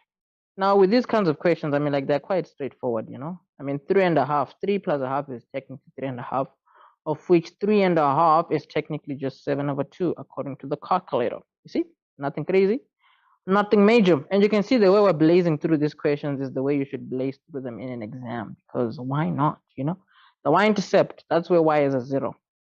The x-intercept is where y is a 0. So in your same equation, where y is, you're just going to make that a 0. So these kinds of questions should highlight that with the paper, right? There's some questions that are just too straightforward. Now, these kinds of questions, they also break down those myths that say June papers are hard, blah, blah, blah. Because this is a June paper and you're seeing it. There's really nothing much going on here for now. But I think in general, it's just a normal paper, you see. So, Hibo, this thing stuck. Nah, fam, come on now, come on. So the 3 is going to go over. It's going to be a -3. And then here you're going to have 1 over x plus 2, right? And then obviously you may want to put this over 1 so that you can cross multiply. 1 times 1 is a 1. -3 times your bracket. That's just what you're going to have there. So the big idea here is that you need to be careful, So from here, you're going to have -3x -3x minus 6. This is going to be equal to 1. And then from there, you're going to have 3x here, -6, -1. This is going to be -7. Divide by 3 on both sides, you have here -7/3. So we just have to be careful that we didn't make any silly mistakes here, because hey, yeah, when you make mistakes, sometimes they only come back to haunt you in the future without even you knowing. You see, because with some of these things, your questions they fall on each other. But anyways, everything looks fine here. But the one thing I should mention is, you see, with getting the x-intercept and the y-intercept, you always give your answers as coordinates. So here, x is 0, y is this, and then this one, x is this, and then y is a 0. You see, so that's also something that if you find the wrong examiner, hey, they might just not give you all your marks just because, yeah, it's the dumbest thing ever, but it is what it is, Moving on, we have a parabola now. It says here, sketched below are the graphs of this parabola and a straight line graph. So they say it here, the graph of K, which is our parabola, it has this turning point. Okay, I guess this is useful in some way. And then it says S is the y-intercept. S is the x-intercept, okay, of H. And then it says K, it is the x-intercept of both of the graphs, H and K. And then it says the graphs H and K also intersect at T. So they meet at 2 places, T and S. Okay, that is interesting. or not. I mean, this is quite like a common question. Like, you know, from all the papers I've done, like, you know, they're just certain things that just happen over and over again. So the point is to just highlight that with the past paper, yeah, it should help you get super comfortable. But anyways, get the coordinates of S. S is just an X. It's just a y-intercept. So it's easy for us to just use the equation of the straight line, because the equation of the straight line, I mean, like wherever y is, we can just put a 0, because we need to get an x-intercept, you see. I mean, yeah, these questions are just way too darn easy. But oh well, just get those 3 marks and move on with life, you know. So here x is going to be a positive 2. So you have a 2 over there. You see, that's why we're not even like wasting any time on these questions. We're just blazing through, man. Anyways, they want us to get the equation of k in this format. So the format that they've given us, right, it has given us p and q. So -1 is our p value. But then the key thing here, be careful of this plus here, because you have to be careful. In your equation, right, where this plus p is, you have to make sure you put there a positive 1. Because whatever it is on the image, you always put the opposite in the equation, you see. So here you're going to put a +1.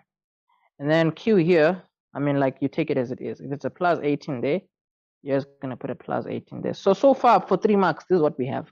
We need a coordinate that the graph passes through for us to find a, because we can throw an x value and a y value there, and then a will be open. And fortunately, we can put this coordinate, you see. Y is a 0, x is a 2. So let's do it. Y is a 0, x is a 2. Of which here we're going to get an a value, right? So this is like 3 squared, which is like a 9. And then the 18 is going to go over. Divide both sides by 9. You're going to have a is equal to -2. Which makes sense because this is a frowning graph. So your a value does have to be a negative there. So here this is going to be -2x plus 1. And then squared plus 18. Ka-ching! 3 marks. You are get the 3 marks and you are moved on. So let's see here. Let's see. What is that thing here? So let's see. It's 5.2.2, right? Yeah, everything is all good. Let's move on. If you want to go to the website to enroll in the online courses, feel free to do so. I will give you a discount code over here, BYB50. You're gonna get a 50% discount on the all access pass. All access pass. And remember, the all access pass includes the study guide that we recommend. So the idea with the study guide is it basically goes through like what you may call, it has like grade 10 work, you know, it moves from like grade 10 work, 11, and then dives into the grade 12 work. It's a grade 12 study guide without omitting the grade 11 and 10 work. So do that. So if you get the all access pass once off for the year, then you get the study guide for free. But then if you do sign up for the monthly subscription, I mean, yeah, that's, you're gonna have to get the study guide separately.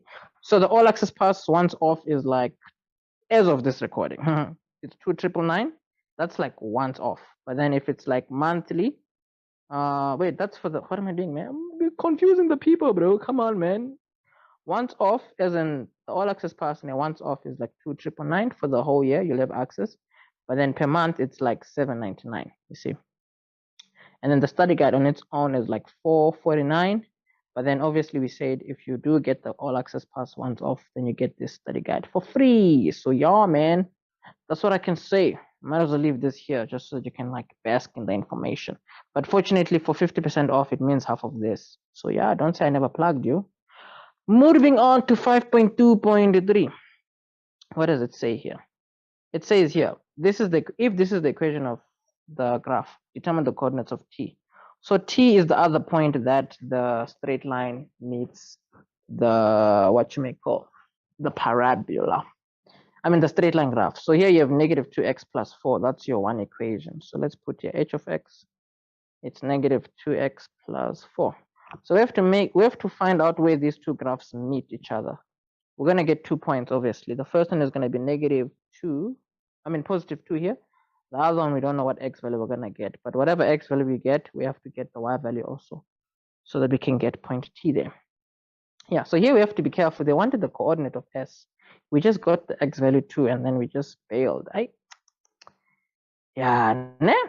Anyways, let's see. Let's equate these two graphs together. Let's see here. This is going to give us minus 4x plus 16 equal to negative 2x plus 4. Just have to be careful not to make a dumb mistake here. Everything on one side, right? Because why not? Negative 4x plus the 2x plus the 16 minus 4. And then we shall get this squared here. This is going to give us negative 2x minus the 12. So all this in the quadratic formula minus b plus minus b squared minus 4ac. I would say this is low-key the most used formula because it just pops up everywhere. So minus b, just have to be careful there not to make a dumb mistake. And then here this is like b squared minus 4ac. You see, this is like negative 12 there. And then what you got?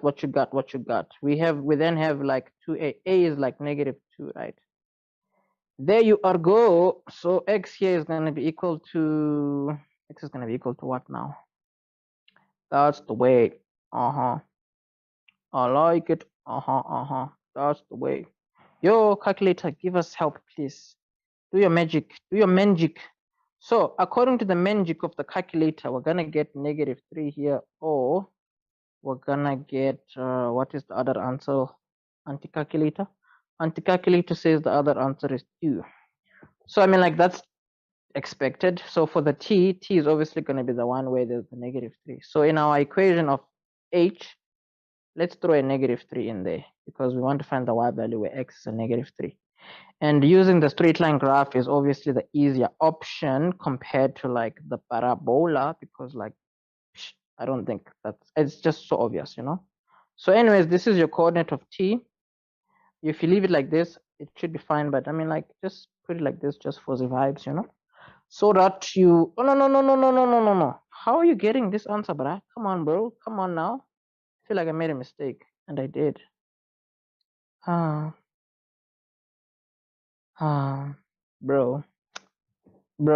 what is going on, bro? Oh, I forgot. Wait, negative times a negative, that's a plus, bruh.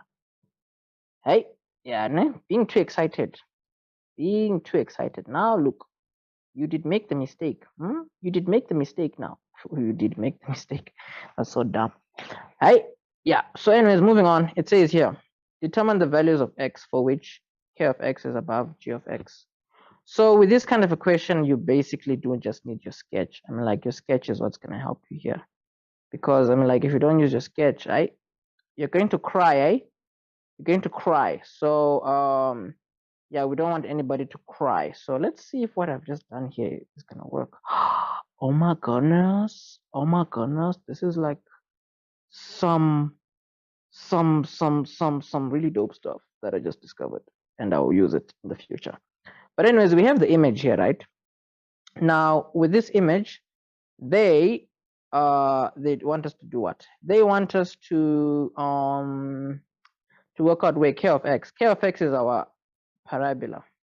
They want us to work out where k of x has y values that are smaller than the y values of h. So this kind of equation, you always start with where the y values are equal to each other and then take it from there. So you can see the graph of the graph of k has lower y values over here, and it has lower y values over there, you see. So in terms of your answer, you're always going to take where this x value is. So this x value here is a negative 3. This x value is a positive 2. So is a positive 2. So you can see that the graph of k has y values that are lower than the graph of h, where x is smaller than negative 3, or where x is bigger than positive 2. Because where x is bigger than positive 2, right? I mean, like, the straight line graph has y values that are above the parabola. You see, these y values are bigger than these ones. These y values here are bigger than these ones, you see. So this is going to the left is the part where the y values of k are smaller than the y values of h. That's how you answer that kind of a question. So nothing crazy, nothing major. We shall move on. So more questions like these, right? I mean, like, they are gang there on the online courses, you see. And as mentioned already, this is a 50% off on the all access pass. This is the discount code, you see, on the all access pass, you see, including the once-off fee. Because remember, the once-off fee is like 2,999. So this discount code cuts it to 199.5. You see, that's what the discount code does. This is the once-off fee. You see, once off. However, the monthly subscription as of this recording is like $799, of which the discount code only makes it 399.5. You see, so again, don't you say I never unplugged you. You see, but as of this recording, these are the prices. For 2 marks here, it says it is further given that K is the graph of the inverse. No, this is the first derivative. You see, K is the first derivative of G. So remember, K is a parabola. And if your theory is on point, you know that if K is the first derivative of G, it means that G is a cubic function. Because a cubic function looks like ax cubed plus bx squared plus cx plus d, you see? So whatever G was, if you differentiate it, you would end up with like 3ax squared plus 2bx plus c. You see? So this is what K is. You see, K of x is just the first derivative of our cubic function. And this kind of theory, it is theory that you learn directly from like the main channel, because the main channel, Bright Young Brains, this thing's gonna take forever to load. But yeah, on YouTube, the main channel is just Bright Young Brains. Just search Bright Young Brains and you're good to go. So what now? You're now. Wait, I didn't even read the question. Ish. No. Oh, it went back there. Come on now. Why are you scaring me? It says, for which values of x will the graph of G be concaved up? So let's see what the graph of K is first, so that we can psychoanalyze this question. So the graph of K, the equation is the following. You see, this is the equation of the graph of K. Let us take it. You see this equation here, it's a frowning parabola. So we have to take that as an advantage. So this is a frowning parabola. I'm like, if it's a frowning parabola, automatically, you see the 3ax squared part is being represented by this. So 3ax squared, right, is being represented by the negative 2x squared part. If you divide by x squared on both sides, you're going to have 3a is equal to negative 2. If you divide by 3 on both sides, you're going to have a as what you may call negative 2 over 3. So you can see here a is a negative. You see, the reason why this is important to us is that if a is a negative, right, it just means that our original graph, which is a cubic function, as long as a here is a negative, it means that the graph starts by going down and then it goes up and then it goes down again. You see, this is what the graph of G looks like, the original one. So they're asking, where will this graph be concaved up? So where a graph is concaved up, it's always based on where the point of inflection is. You see, so all we need is the x value of the point of inflection, because the part that's concaved up will always be the side that's smiling. You see, so the side that's smiling, this is the part that's concaved up. You see, so we need the x value of the point of inflection of our graph of G. So with our graph of G, if we are going to get the point of inflection, or the x value of the point of inflection, remember the x value of the point of inflection, we always get it from differentiating twice and then equating to 0. So we already have the first derivative, which is the graph of K. So we just have to differentiate again to get the second derivative of G, which is going to help us to get the point of inflection. So let us do that. You know, I feel like I didn't give myself enough space here. Like,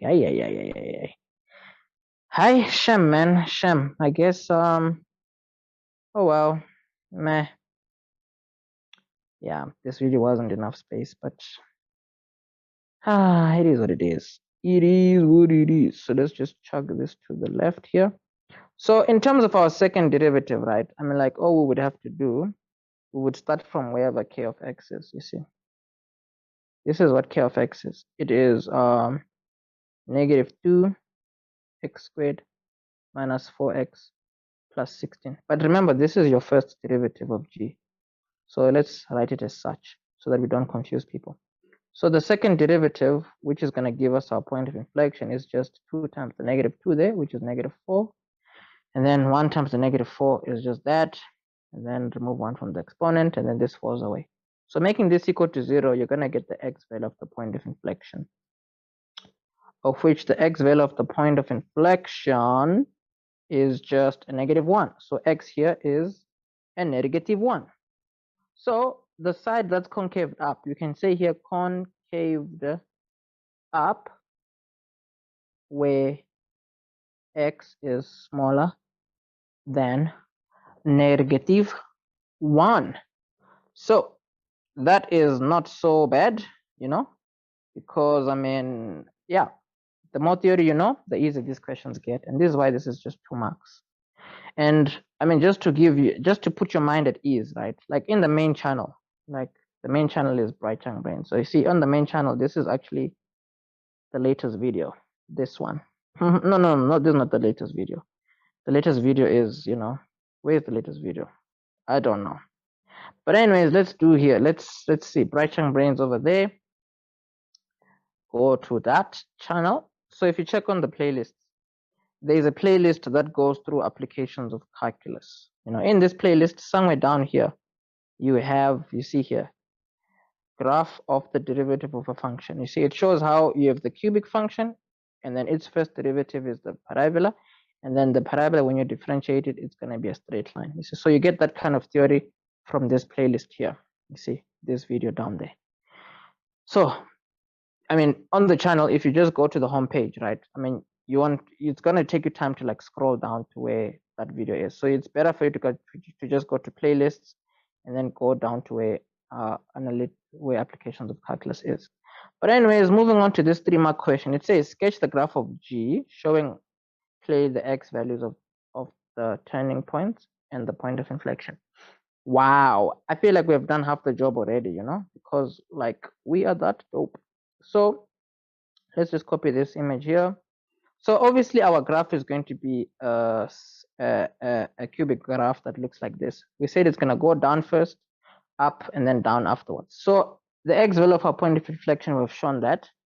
Now you have to also know your theory, because your theory will always tell you that the x-intercept of your first derivative will always represent the x values of your turning points of your cubic function. You see, I'll repeat. The x-intercept of your first derivative will always represent the x values of your turning point. So the fortunate thing is that we have the x value of this other turning point. It's a 2. X here is a positive 2. Now the fortunate thing is the distance between the x value of your point of inflection and one x turning point is exactly the same as the distance between your point of inflection and the other one. So if the x value here is like -1, from -1 to 2, that's like distance of 3. So from -1, a distance of 3 to the left, this is going to give you x as -4, like that. So they just said we should show the x values of the turning points and the x value of the point of inflection. So I mean, like, we have shown that, bro. We have just shown that. So we are is good to go. They're going to give you free marks.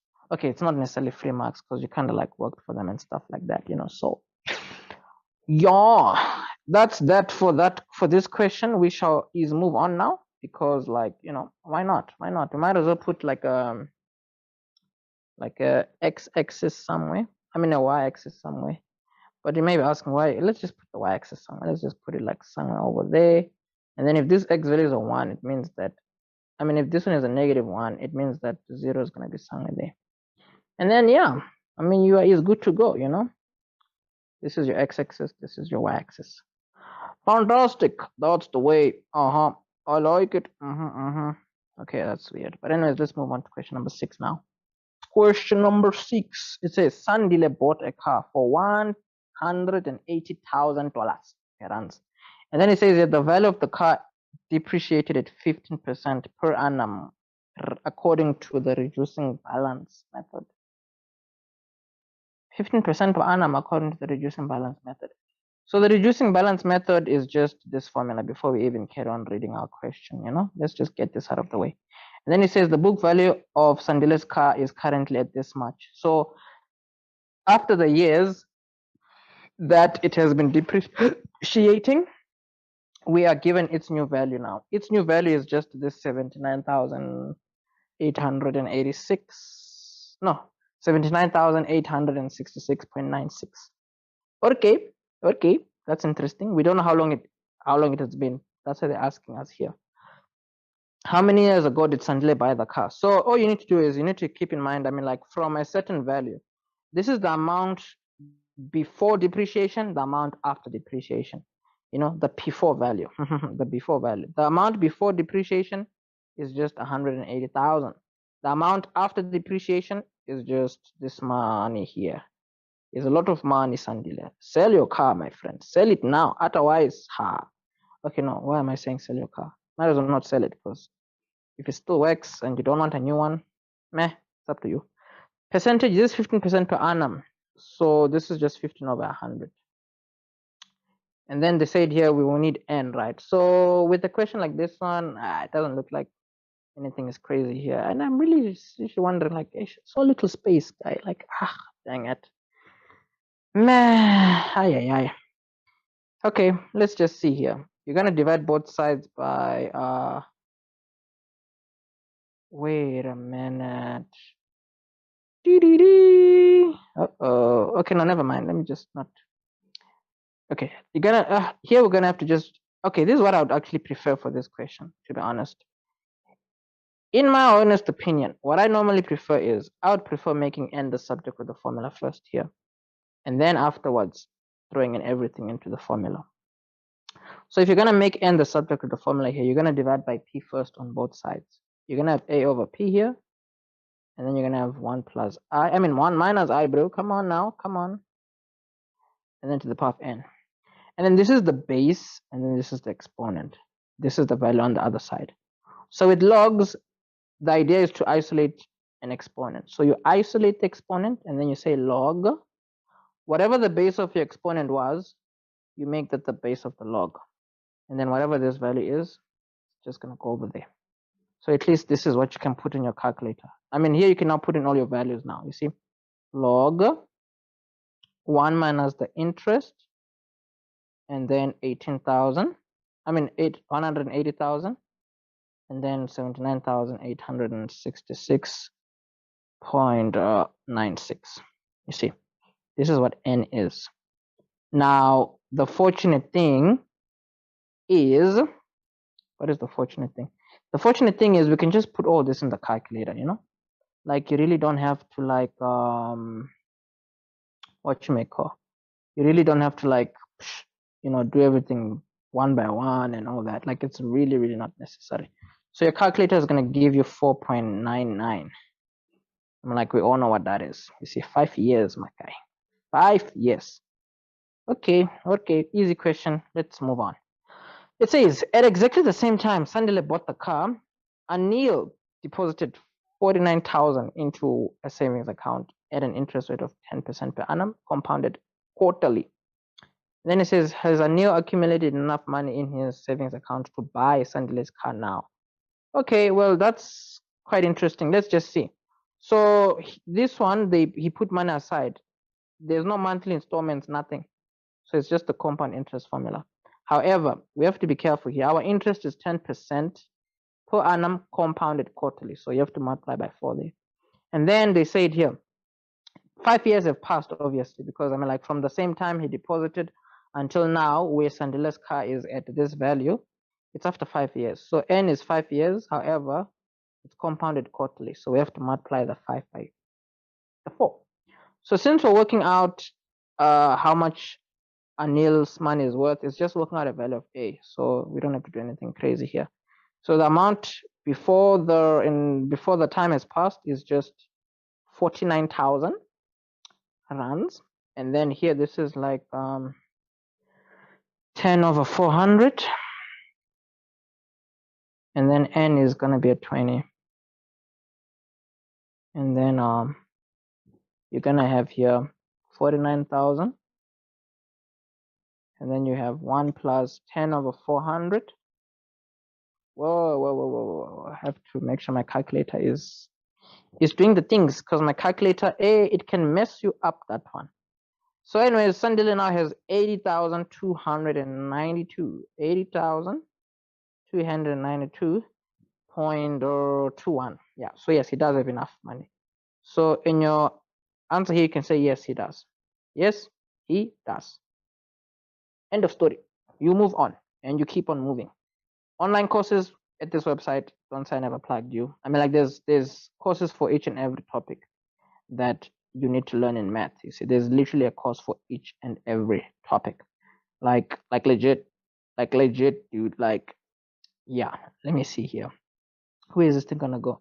Yep, it's going to go to the online courses. So if you check, I mean, the all access pass basically gives you access to every single topic in the syllabus. You see, Euclidean geometry, functions and graphs, applications, trigonometry, analytical, sequences and series. It gives you access to absolutely everything. If I click on all courses here, you see algebra, financial math, statistics, probability. It gives you access to absolutely everything. Anyways, let's move on. For 4 marks here, it says, exactly 10 months ago, a bank granted Jane a loan of 800,000 at an interest rate of 10.25% per annum compounded monthly. And then it says the bank stipulated that the loan, I'm reading this too fast.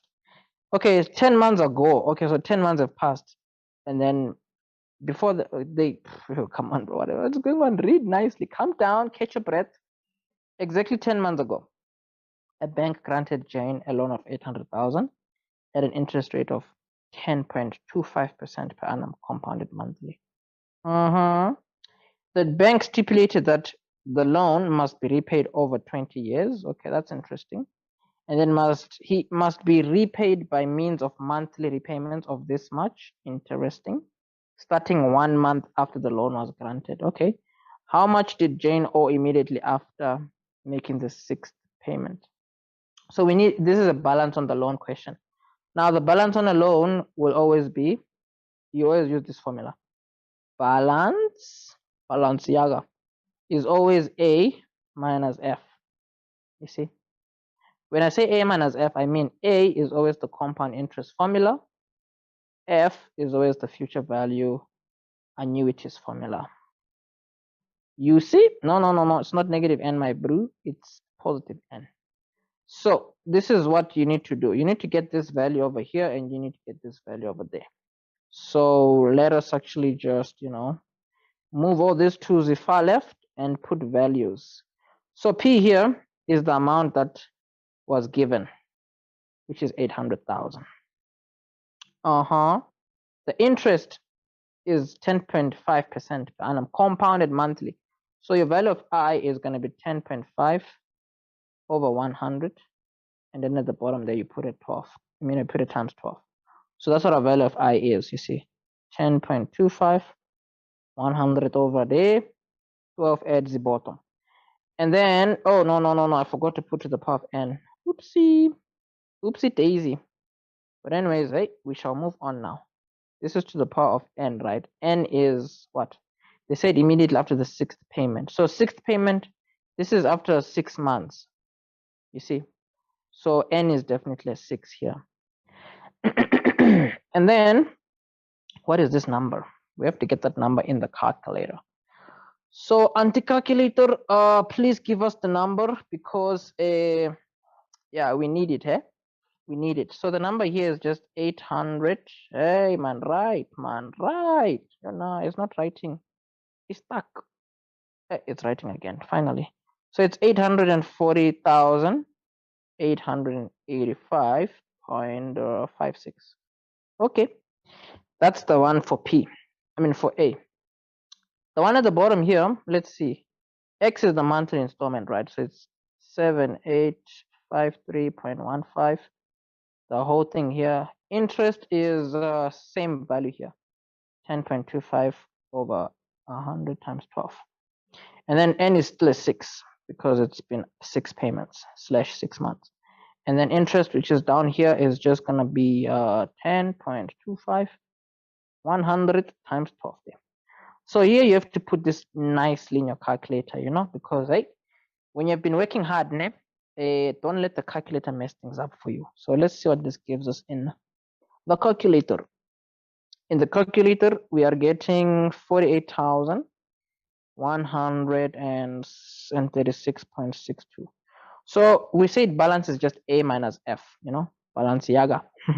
So the balance is clearly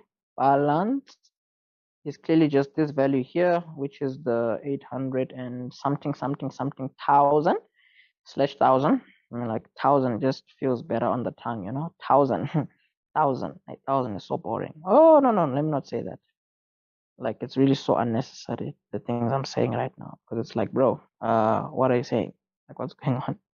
Anyways, this minus this in your calculator, let us see what it will give us. In the calculator, it is giving us 793,748.94. Okay, we are left to see it. So it's good 3 marks here, 4 marks. And this equation here, balance alone, I mean, like, it's quite straightforward, you know, easiest thing you'll ever have to use. And I mean, like, in the financial math course, I mean, like, you can imagine, you definitely do get questions like that.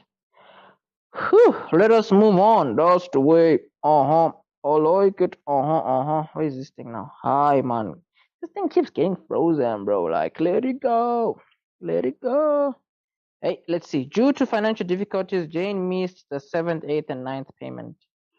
Was she able to make payments from the... Wait, she was able to make payments from the 10th month onwards. And then it says, calculate Jane's increased monthly payment in order to settle the loan in the original 20 years.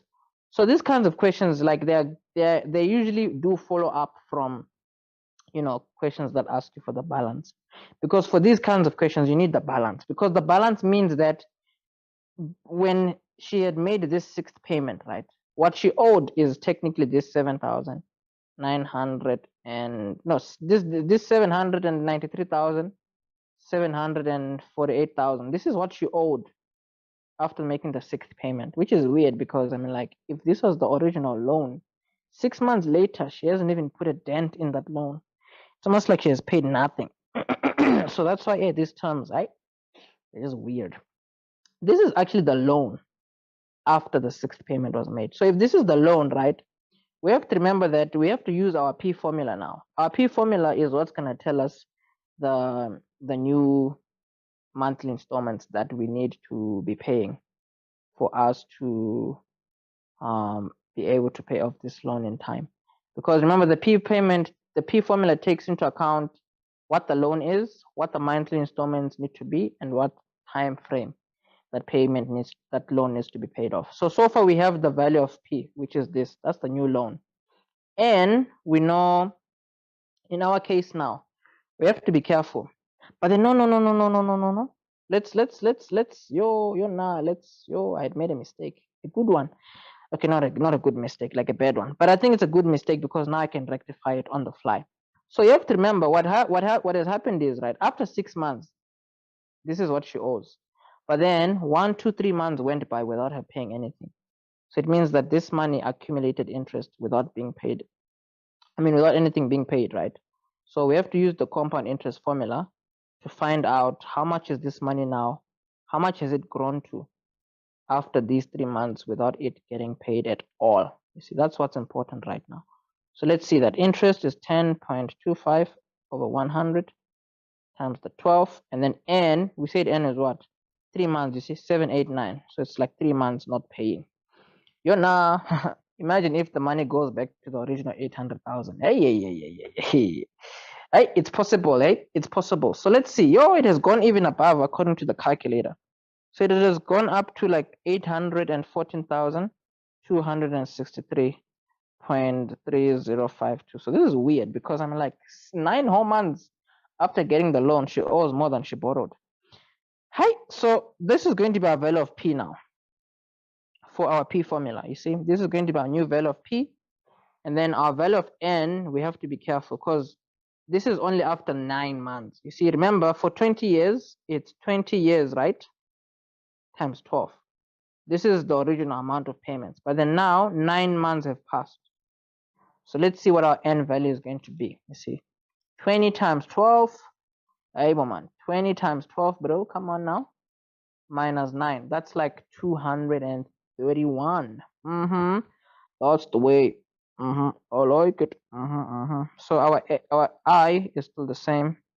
Yeah, that is just weird. I don't remember where I had that song from, but it's literally stuck in my head, man. Like, I know it's definitely not Minions or something, but maybe probably one of those Disney movies or not. I don't know.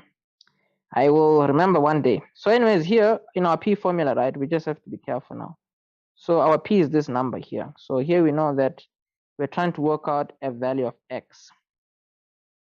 So you might as well isolate X in this P formula. So isolating X in our P formula, we would have the P times I, because you'd multiply by I on both sides first, and then you'd have this on the one side. And then from here, we know that you divide by the big bracket, right? So you'd have here Pi on its own over this big bracket, or rather this would be like 1 minus I here to the power of negative n. This is what your X value is. So it's easy to do it this way because for P you can just throw in this number. Let us copy it.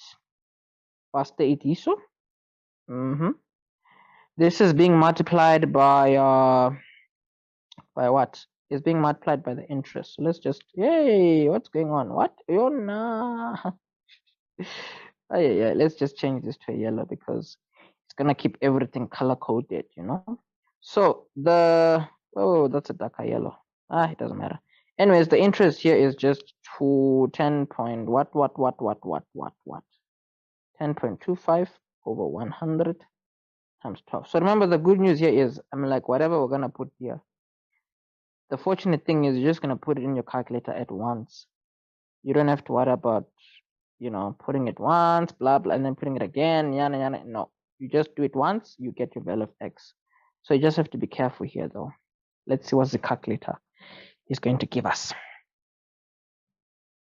The calculator is giving us a whopping 8,000 and 89,000. Like, wow, man.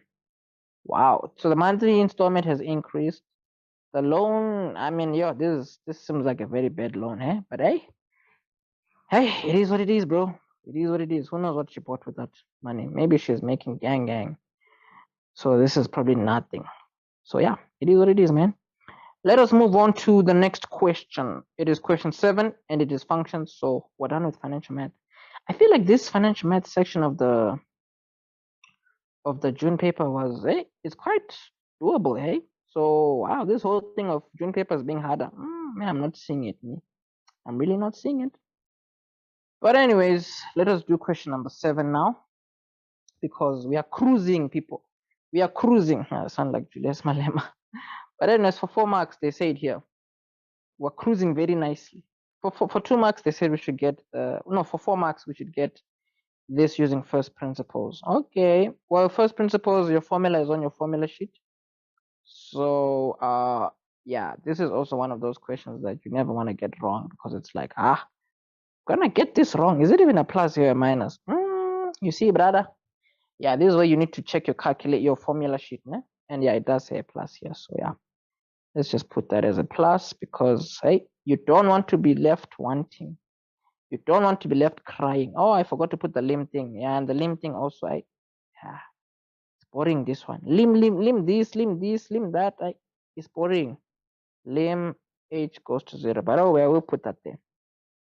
Now, here they've said, what have they said here? They said the following, right? What did they do? So the first derivative is equal to lim h goes to 0. So I always say it's best to like do this first, like somewhere separately, blah blah blah. Yeah, you can, but the more you get used to it, you really don't have to.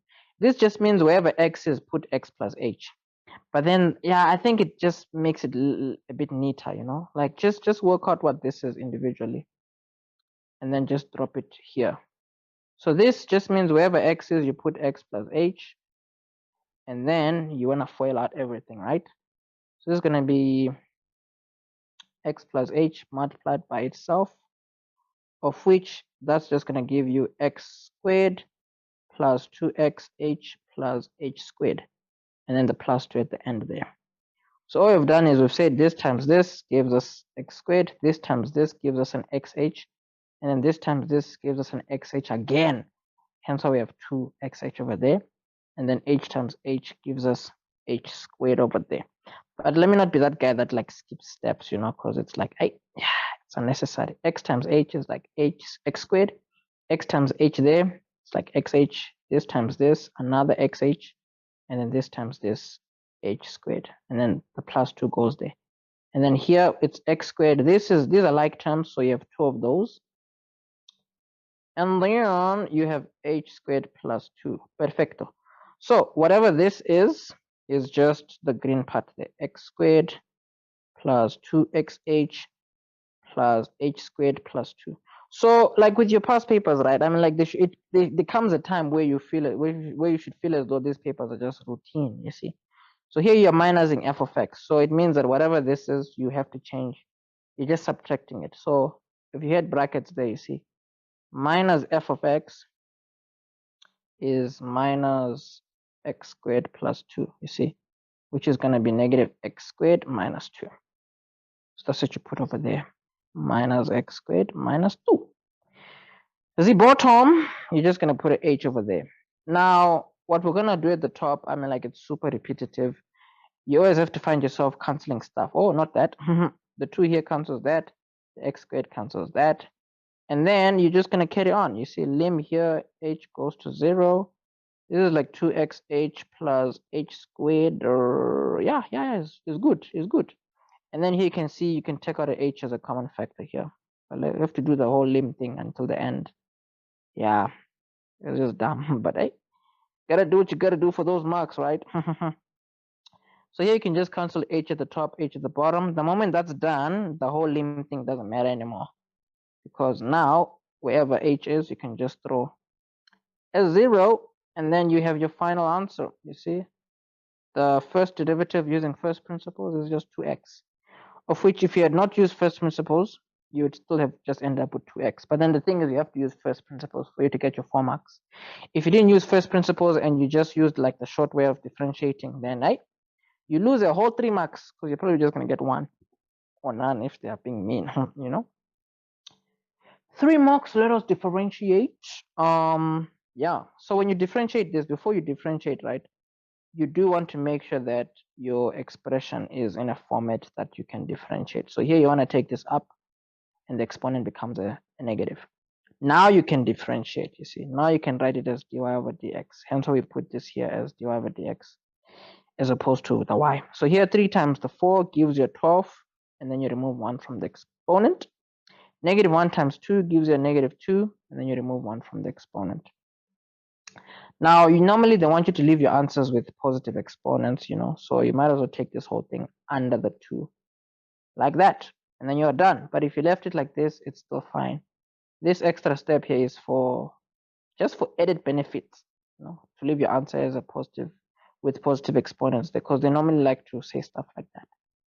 Hey, you see, we're not wasting time. Anyways, I mean, like, to be honest, if anything is going above your head, then you really do need to enroll in the online courses, because the online courses, remember, they're going to walk you through these kinds of questions, you know, slowly but surely, showing you the basics. And remember, if you do get the all access pass, as mentioned already, if you get the all access pass once off, then you also get the study guide for free. Study guide free. You see, we ship it to you 100% free. You can buy the study guide and it's on for like $449 as of this recording. And the all access pass once off is like $2,999. That's a huge bargain. However, I will give you a discount code here, UIB50. It literally only applies to like the all access pass, you see, because once off is like $2,999, but then per month it's like $799. So of which the discount code gives you 50% off. So that's going to be this much. And then for the monthly fee, it would just be this much. So it's a huge bargain, huge bargain, especially if you get it once off, because it automatically includes the study guide. Like, let me move on. Here we have to differentiate again. So differentiating again here, you have to put this in a format that can be differentiated. So one way of doing that is the 4 is just there. The 3 here has to go under the 1 there. Then you have x to the power of third. That's just a way of, like, breaking stuff up. And these ways of breaking stuff up, I mean, like, in the what? In the applications of calculus course, right? Like chapter 1 of the applications of calculus course is literally just what you may call ways of breaking down expressions so that you can differentiate them. Like literally, if you look at chapter 1 is know how to differentiate properly first. You see, there's like gang tutorials showing you how to differentiate properly before you can even dive into anything else. So anyways, here your exponential laws will tell you that 3 squared is going to be a 9.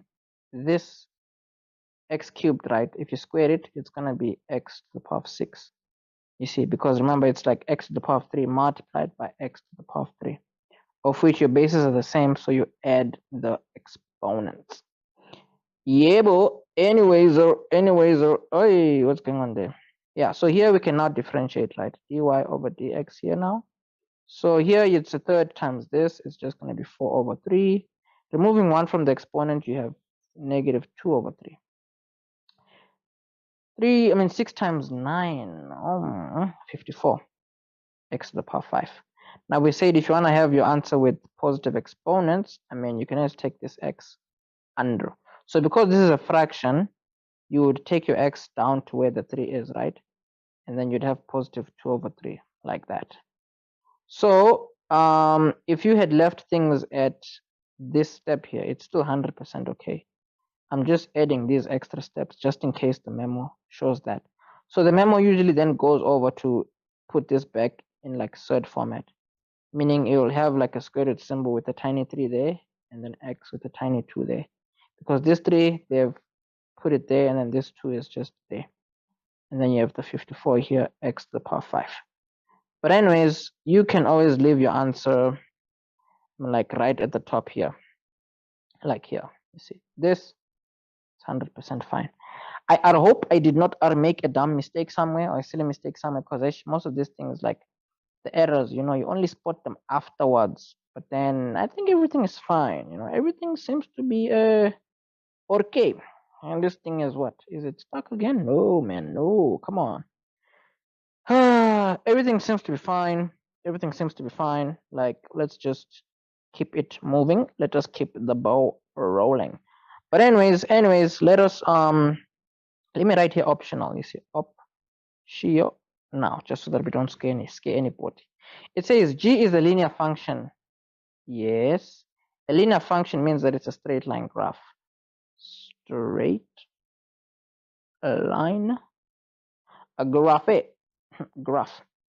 And then it says here its first derivative. Okay, in this original graph, the x value is a 1 and the y value is a 5. And then they said in the first derivative, if you throw in an x value of 3, the gradient is a 2. Because remember, the first derivative always gives gradient if you throw in an x value. So x value here, the y value is 5, x value here, the gradient is a 2. So they say we should determine the equation of g. So this one should be a pretty easy question, because the equation of a straight line looks like this: y is equal to mx plus c.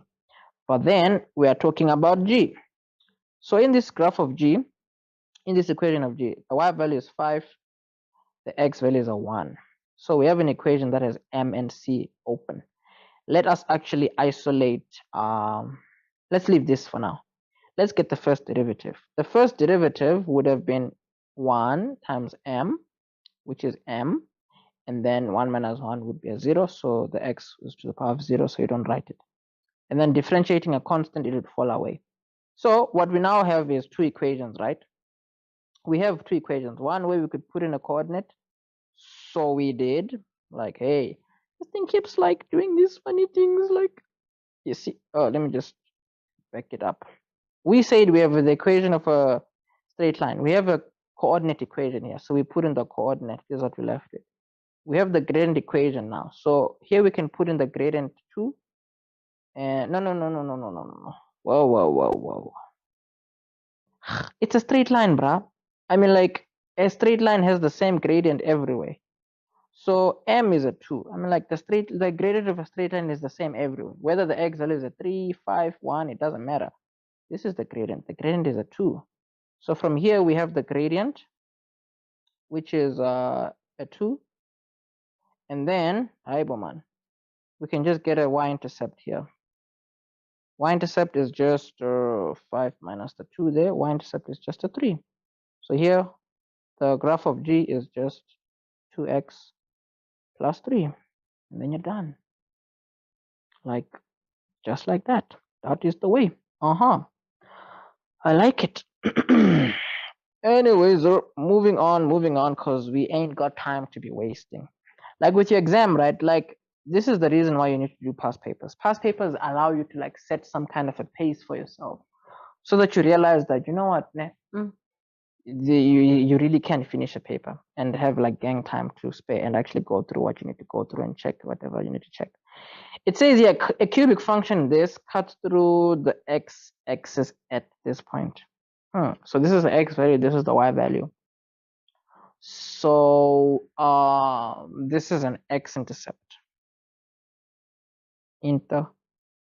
Because an x-intercept, the y value is either 0. Oh, it's 3x-intercept. So 1, 2, 3 x-intercepts. Okay. They say we should show that the equation of G is this. Well, this one shouldn't be too difficult, because I mean, like, you can always reverse engineer your x-intercepts to get you the original equation. So from this x-intercept here, your bracket would have looked like this. From this x-intercept, you have to be careful, because remember, x here is equal to negative 3 over 2. So if you're going to pick this back into something that has a bracket, you would just multiply by 2 on both sides, right? Because you want to like unpack, and you want to break up the fraction. So if you multiply by 2 on both sides, you end up with like 2x equal to negative 3.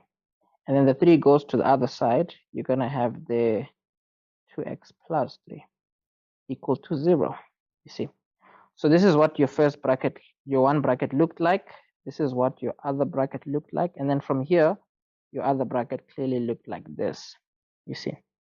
So yeah, man, that is quite interesting, right?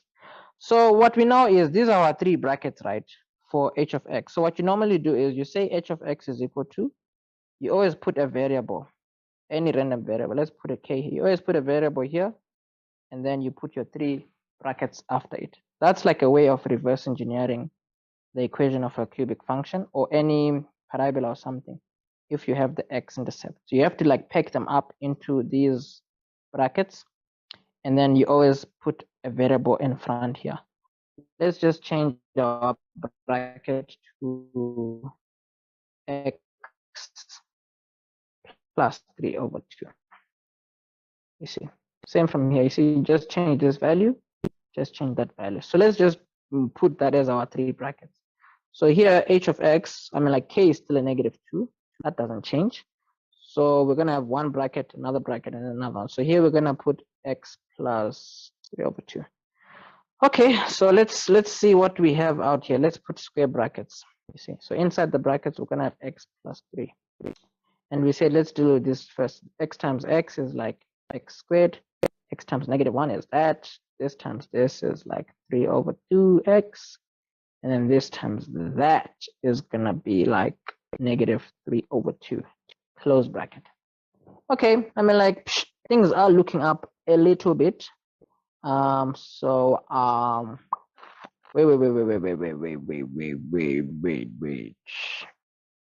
Let me move this thing here so it doesn't, like, you know. Yeah, so yeah, I mean, like, it is what it is, bro. Like, in as much as like our answers sometimes may like look weird and all that, hey, you just have to keep going, man. You just have to keep going. So here we know that we have the negative 2 there, square bracket. So here we have our x plus 3. Just that, let's just trust the process, you know. This plus that is gonna give you, what is that? It's -1 plus 3 over 2, right? -1 plus 3 over 2. Interesting. This kind of a question, it would have been okay to like multiply the 2 inside, but it's late now. Let's just see what we have here. We're gonna have a positive a half because of the 2 at the end. It's gonna help with these two. Yeah, most definitely. So here we have the -2 outside still. So x times that is gonna be x cubed, and then x times this is gonna be half x squared. X times this is gonna be -3 over 2x. 3 times that is going to give us 3x squared. 3 times that is going to give us 3 over 2x, and then this time that is going to give us -9 over 2. Look what he's doing. So I feel like I made a mistake, and I know I did. Yeah, I know. Oh no, I didn't, because this cancels that, and then these are like terms. Need to create space again. I don't know why there's so little space here, but yeah, nah. It is what it is. Just gotta deal with it. Deal with it. Deal with it. So from here, so that things can like stand out just like somewhere there. Okay, so from here, do now. So this is like h of x, right? It is equal to -2. So here we would have like terms, right? So it's just doesn't have a like term, but then a half plus 3, that's like 3.5. So it's like 7 over 2x squared. And then -9 over 2. So multiply the -2 inside, you're gonna have -2x cubed, -7x squared, then +9. Woohoo! Would you look at that? So yeah, this whole funny business here with this, yeah, that was like some proper overthinking, eh? Away. But anyways, overthinking. Hey, yeah, I was about to say it has never killed anyone, but hey, let me just hold my mouth before I get cancelled here. Nope, ain't about that life. So anyways, let's see. Let me just make sure this equal to sign, shows up nicely. But that's that for that question. It was out of 3 marks, so we clearly spent way too much time there. But I think we have learned something. You see, all of us, we're always learning. For 3 marks here, it says calculate the x coordinates of the turning points of H. Well, I mean, turning points of a cubic function, it'll always be the easiest thing ever, like ever, Yeah, it's just weird, but yeah. So the turning points, you're always going to get them by differentiating once and then making your gradient equation equal to 0, because you will be wanting the x values where the gradient is a 0. Because with a cubic function, right, this is a cubic function. This is what your graph of H looks like. What you know is that the gradient here is a 0. What you know is that the gradient there is also a 0, you see. So the idea is your first derivative is the gradient equation of your graph. So in this gradient equation of your graph, right, you want to work out the x values where the gradient is a 0. So where gradient is, you're going to put a 0 over there, and then you're solving for x. So solving for x here, it's going to give you the x values where the gradient is a 0, of which the x values where the gradient is a 0 are the x values of your turning points. So solving for x here, we have 6x squared equal to 7x with a negative. Divide by 6 on both sides, you're going to have x squared is equal to negative. Let us stop right there. Nope, error. Here it looks like we can factorize. So let's take out x as a common factor. Negative 6x here left. And then here x is a 0, or negative 6x minus 7 is equal to 0. So here, the 6x can go over. Divide by 6 on both sides, you can have x is negative 7 over 6.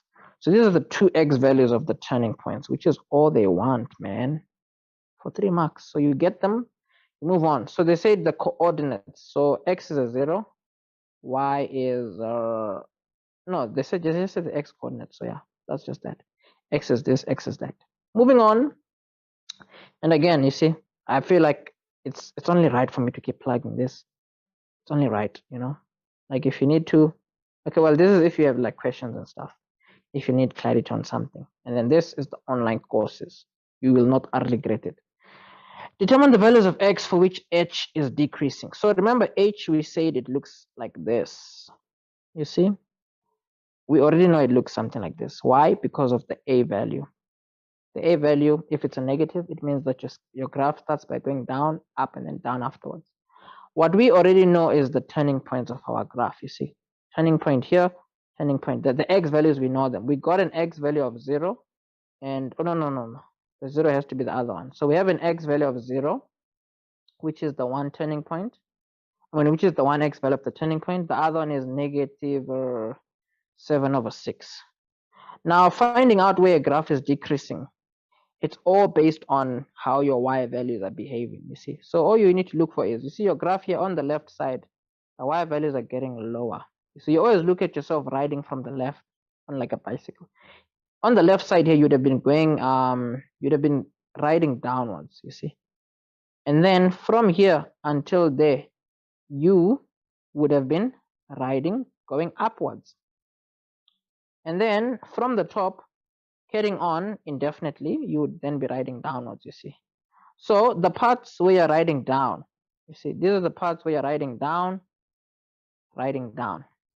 And then in the middle, that's the part where you're riding up, you see. But then those words are not like the best words to use, you know. The easiest words to use are these parts here. This is the part where you're decreasing, you see. This is also the part where you're decreasing. And then in the middle, that's the part where you are increasing. You see, that's where the part where the y values are increasing. These are the parts where the y values are decreasing. And all that theory is learned on the online courses. However, for like some of like the very basic stuff, you always find it also on like the main channel. Which is always like bright young brains. So I mean, like, this thing, why is it taking so long to load, man? Like, we're just stuck with the white screen here. Like, come on, load. Hi. But yeah, oh, it's loading. Let's see. Loading. Hey, I really don't know why YouTube takes forever. Like, really, it's kind of disturbing, bro. Like, come on. So what you want to keep in mind is on the main channel, right? With what I've just mentioned now, if you go to things like the cubic functions playlist, let me see it here. Let me just try and plug you real quick. If I go to like the cubic functions playlist, right? Where is this cubic functions playlist? There we go. You see, within this cubic functions playlist, you're gonna see here there are tutorials, these short ones somewhere. Here you see, where's the graph increasing or decreasing? It's like 5 marks. Then there's one where it's like, where is it concave up or down? You see, these, if you can see the thumbnails, they're dealing with like, you know, cubic functions. And with what I've just mentioned now, these tutorials will like assist with that, you know, and stuff like that. But anyways, your answers here, you see, you're gonna have to say it's decreasing where your x values are smaller than -7/6, or where your x values are bigger than 0. You see, because any x value that's bigger than 0 is producing this part that's decreasing. The parts that are smaller than -7/6, that's also producing this part where your graph is decreasing. So yeah, easy 2 marks, you get your 2 marks and you run, you know. Why are you gonna wait? This is, oh, I didn't differentiate properly either. Oh, dang it. Snap. 2 times 7 is a 14. Meaning this would have been a 14. Man, it's so weird changing that literally randomly in the middle of nowhere. Ay. Mathematics. Yeah, ne? It's painful. It's painful, but you have to do what you gotta do, man. You know, when you're humbled, hey, yeah, it's fine. So here you'd have had x is 0, or here you'd have your 14, fine. And then here now you would have had -14. On top here you'd have had like -14, meaning that here you would have just had -14 at the top. Oh well, it's not a really big train smash. I mean, like, this simplified would have been like -7/3. So this simplified would have been -7/3. -7/3. For 4 marks, it says, for which values of x will there be a tangent to the curve of h that is parallel to this line? So let's just put this in standard form. Y is equal to 4x plus 7. So for which values of x will there be a tangent that is parallel to this line? So, I mean, with our cubic function, like we might as well, you know, like this is what our cubic function looks like, right? The graph of h. It looks like this. Now we want a tangent that has a gradient of 4. That's what we should just keep in mind. You see, gradient is a 4. So that's the first thing. The gradient of our tangent is going to be a 4. However, for you to find the equation of your tangent, remember the equation of a straight line, you can get it from this, y minus y1, and then you have m with x minus x1. So the gradient of your tangent, you just need a gradient, which is a 4, fine. But then for you to end up with the y is equal to mx plus c, you need to at least have a coordinate that the tangent passes through. Now, for you to find a coordinate that the tangent passes through, you have to be, you don't even need to be very creative. It's just like standard procedure when you work with these kinds of questions. So since we have the gradient of the tangent, the one thing that we can use to get a coordinate that the tangent passes through is the curve, you see, because our curve here, the equation is just negative 2x cubed. Is it a plus 7x or a minus 7x? Yeah, minus 7x. So it's like minus 7x here squared, and then plus minus 9. Is it a minus 9 or a plus 9? Well, plus 9. So this is the equation of the tangent, I mean of the curve, right? Now this equation of the curve, we can use it to get a point that the tangent passes through, because a tangent and the curve meet at the same point anyways. You see, they share a coordinate. So we want a coordinate of the tangent, and we can get that using this gradient. However, this gradient, we have to use it in the gradient equation of our cubic function, you see. So the gradient equation of our cubic function, it's just our first derivative. So in our first derivative, we need to find out what is the coordinate where our gradient is a 4. I'll repeat. We need to find out what is the coordinate where the gradient is a 4. Because if we can find out the coordinate where the gradient is a 4, that coordinate is the coordinate that we can use to find the equation of our tangent, because the coordinate that's going to pass through our curve here where the gradient is a 4 is the same coordinate that our tangent passes through. So let's do that. Gradient here, we're going to make it a 4. Come on now, 4, bro. Yeah. Really, like this thing is being very, very glitchy, eh? Something needs to be replaced here. We are replacing you very fast, very soon if you're not careful. So let's see, gradient is a 4 here. Let's work out the x value where the gradient is a 4. So here you're likely, let's see for which x values. Oh, we just need the x values of the tangent. We don't need like the full equation. Oh, wow. Okay, that makes our life easier, because here we're just going to get those x values, because we would have then gotten like 2 equations of the tangent, because it would, here we're going to get 2 different x values, which would produce 2 different coordinates. But then our question literally does not want us to go that far, so that's kind of fortunate. So here we're going to have this here. Everything on one side, we're going to have negative 6x squared minus 14x, and then plus 4. So this is like negative 12x, negative, whoa, what are you doing, bruh? Like what's going on? Yo, I was differentiating again. Yeah, ne? B squared minus 4ac over 2a. This is a nice color. Anyways, let's see here. This is going to be x is equal to minus b plus minus b squared, right? B squared is like negative 14 squared. A is like negative 6. And then c is like a 4. And then down here you have 2 times a, which is all nice and dandy, I guess. Let's see what the x values are according to the calculator, because like, let us just find that out. Let us find that out. That is the way we like it anyway. So let's see here. Our 2x values, we are gonna get there. What are we gonna get? We're gonna get a negative 1/3 according to the calculator. negative a third. And then the other answer, let's see what the other answer is in the calculator. It's going to be -2, you see. So if they did want the equations of the two possible tangents, you would just use these two x values to get y values from our original graph, right? And then those y values with your x values, you would throw them into the equation here, and then you would get two different equations. But they just wanted us to get the x values of those points where our tangents would be appearing. So I guess that makes our life a bit easier. So yeah, that's that for question number 8. Whoo, applications of calculus. A cone with radius r, interesting, and height AB. Height AB is 8, fortunately.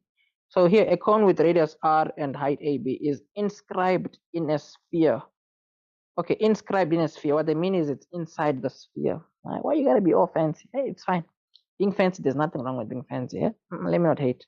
So AB is inscribed. Yeah, wait here. A cone with radius r and height AB is inscribed in the sphere with circle O. So the center of the sphere is O. That's the center of the sphere. Okay. And then they said here, remember, a sphere is just a ball, of which a sphere is more almost like just a 3D circle of some sort. Because what I'm trying to say is the center of your sphere to any point will be the radius of that sphere. And then it says here with center, it's what inscribed in a sphere with center O and a radius of 8. So the radius of the sphere is 8. Oh yeah, okay. So AB is not what's 8. Only the radius is what's 8. You see. So what's 8 is line AO. This is what's 8. So obviously also this is also going to be 8. This is not 8 because this is not the center of the sphere. It's the center of like the circle, which is the base of the cone. But anyways, we have some useful formulas on the left here, fortunately, and they like to do stuff like this. You can almost be rest assured that they'll give you formulas to work with. Usually you just need to choose which one is like relevant for the question.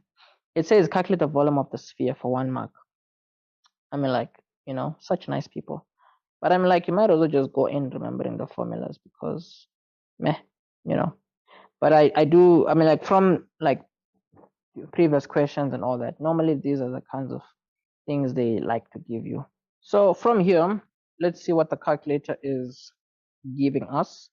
Our calculator, which is being so generous, it is giving us now. Let's see what this number is. I think it's easy to just use it in terms of pi, 2048 pi over 3. That is the answer that we are getting. Perfect. Easy 1 mark. Let's see what the next question said. Show for 1 mark, okay, that r squared is equal to this. Well, for these kinds of questions, I mean, like, the fortunate thing is where r is, there's a right angled triangle there. So, I mean, like, wherever there's a right angled triangle, you might as well think of Pythagoras, especially if here we already know this is a 8, this is r, this is x. So, I mean, like, 8 is our hypotenuse, and the rest is just variables. So, fortunately, here we can make 8 our hypotenuse, which is equal to r squared plus x squared because of Pythagoras theorem. So fortunately here, if you're going to isolate r, you're going to have 64 here minus x squared, which is r squared. Then you can just write the r squared first, just for the vibes. Easy 1 mark question. For 7 marks. Ooh, dang it. Dang it. Damn, people ain't playing. They said here, between the ratio, wait, determine, we're dealing with ratios now. Okay, determine the ratio between the largest volume of this cone and the volume of the sphere. Oh, hold on, man, hold on. Slow down, Bob, slow down. Determine the ratio between the largest volume of this cone and the volume of the sphere. So the volume of the sphere is a fixed value, you see.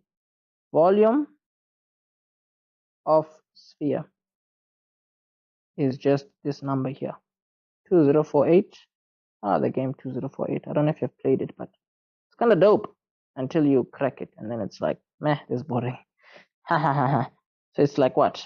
3. So this volume of a sphere, we have it. So all we need to do is to get the largest volume of the cone, put it on the left side here, and then put the volume of the sphere on the right. That will be your ratio, you see.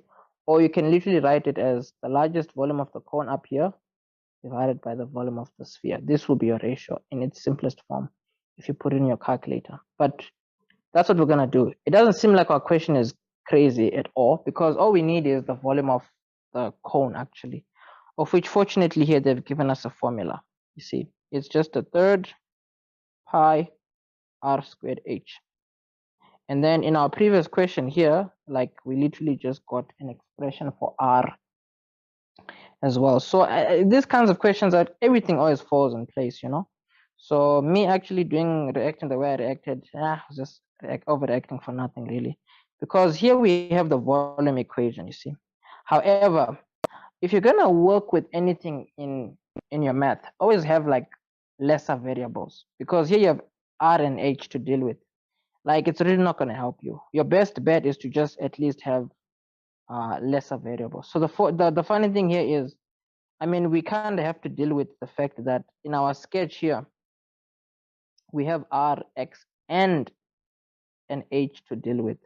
But then let's see here. Let's see what the h is. The h, remember with the cone, right? The h is just the distance between your circle going all the way to the tip over there.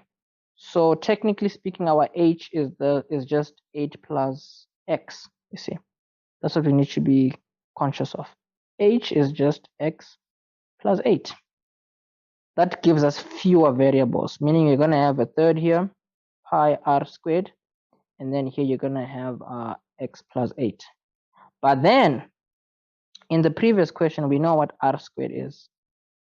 R squared is just 64 minus x squared. So don't take that kind of information for granted. So here it just means we're going to have a third pi 64 minus x squared, yes, and then that bracket is being multiplied by 8x plus 8.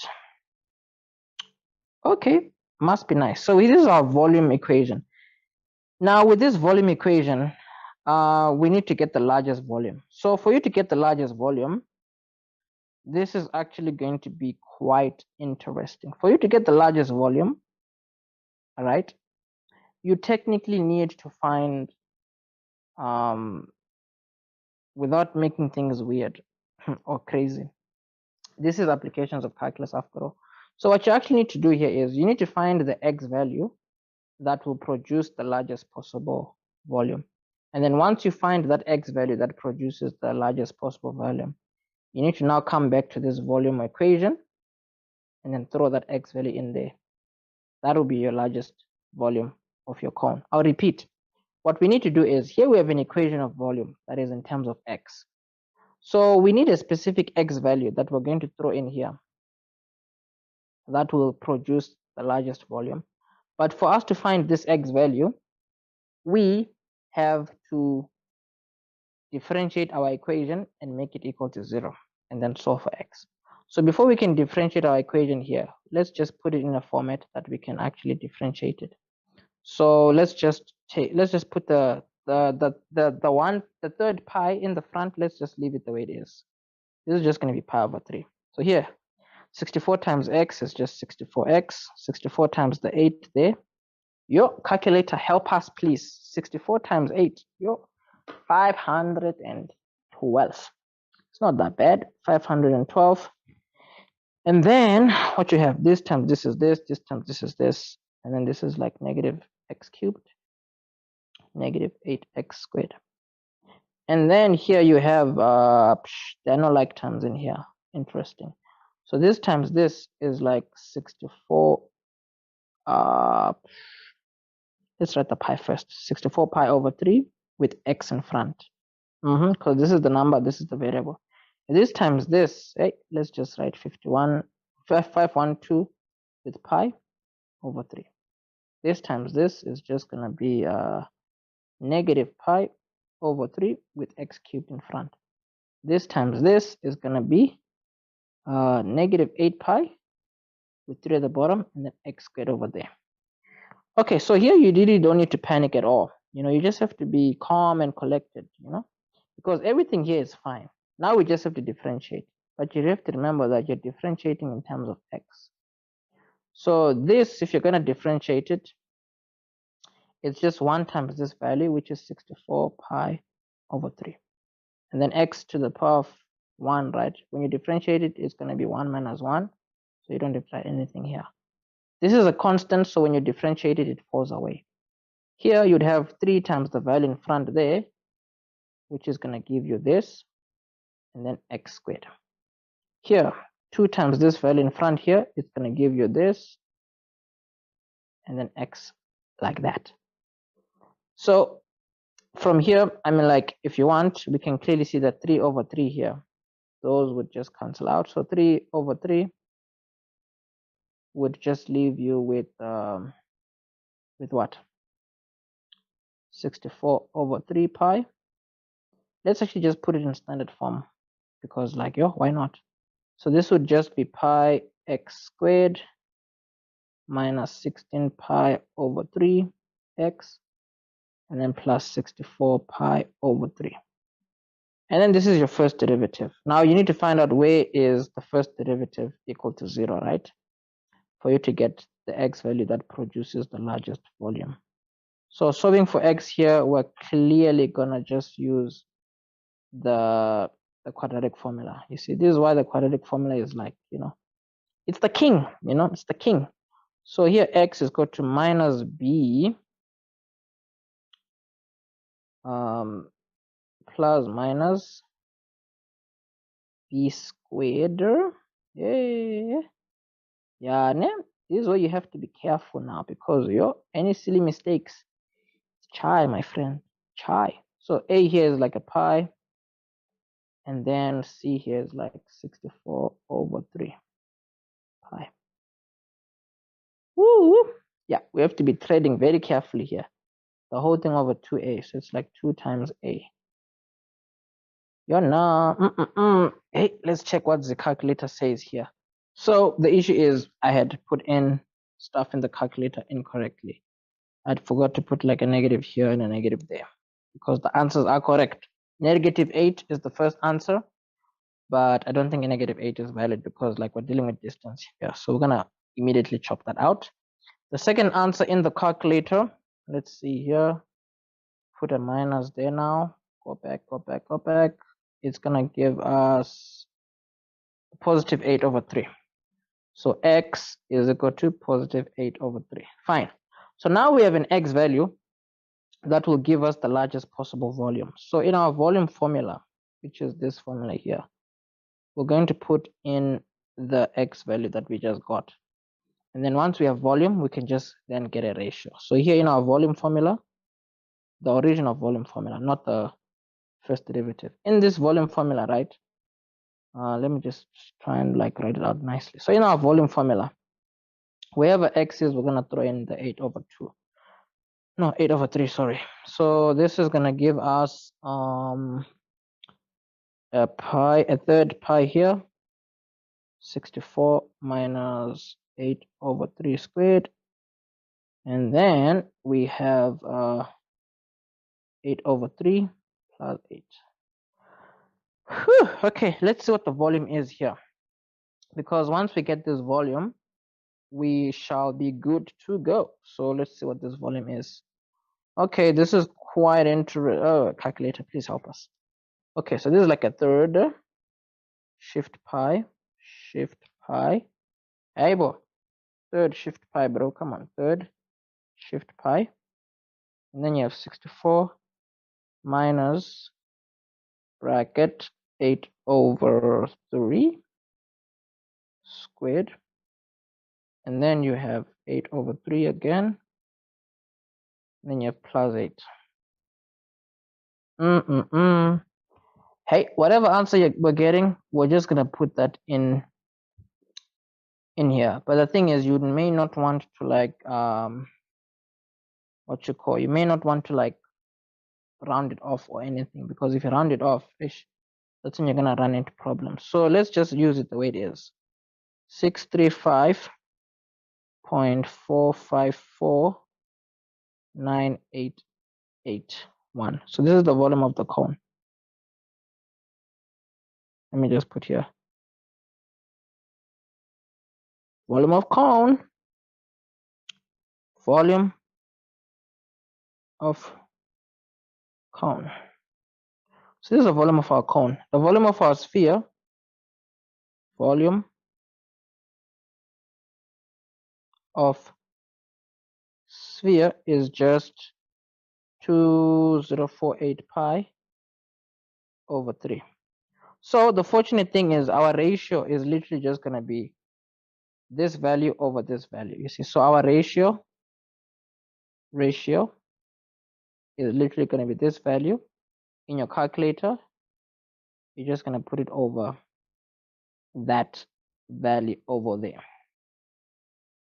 And then let your calculator do all the magic, you know. So remember, this value, don't round it off. Otherwise, it's going to mess things up for you, man. And after having to have written out so much and like after working so hard, the last thing you want is to put stuff in the calculator incorrectly. So here in our calculator, we're going to put in that number over the 2048 pi with the 3 there. You see, so this in our calculator is giving us 8 over 27. That's very reassuring. 8 over 27. So the ratio there is just 8 to 27. That's the way we like it. That's gonna be your ratio.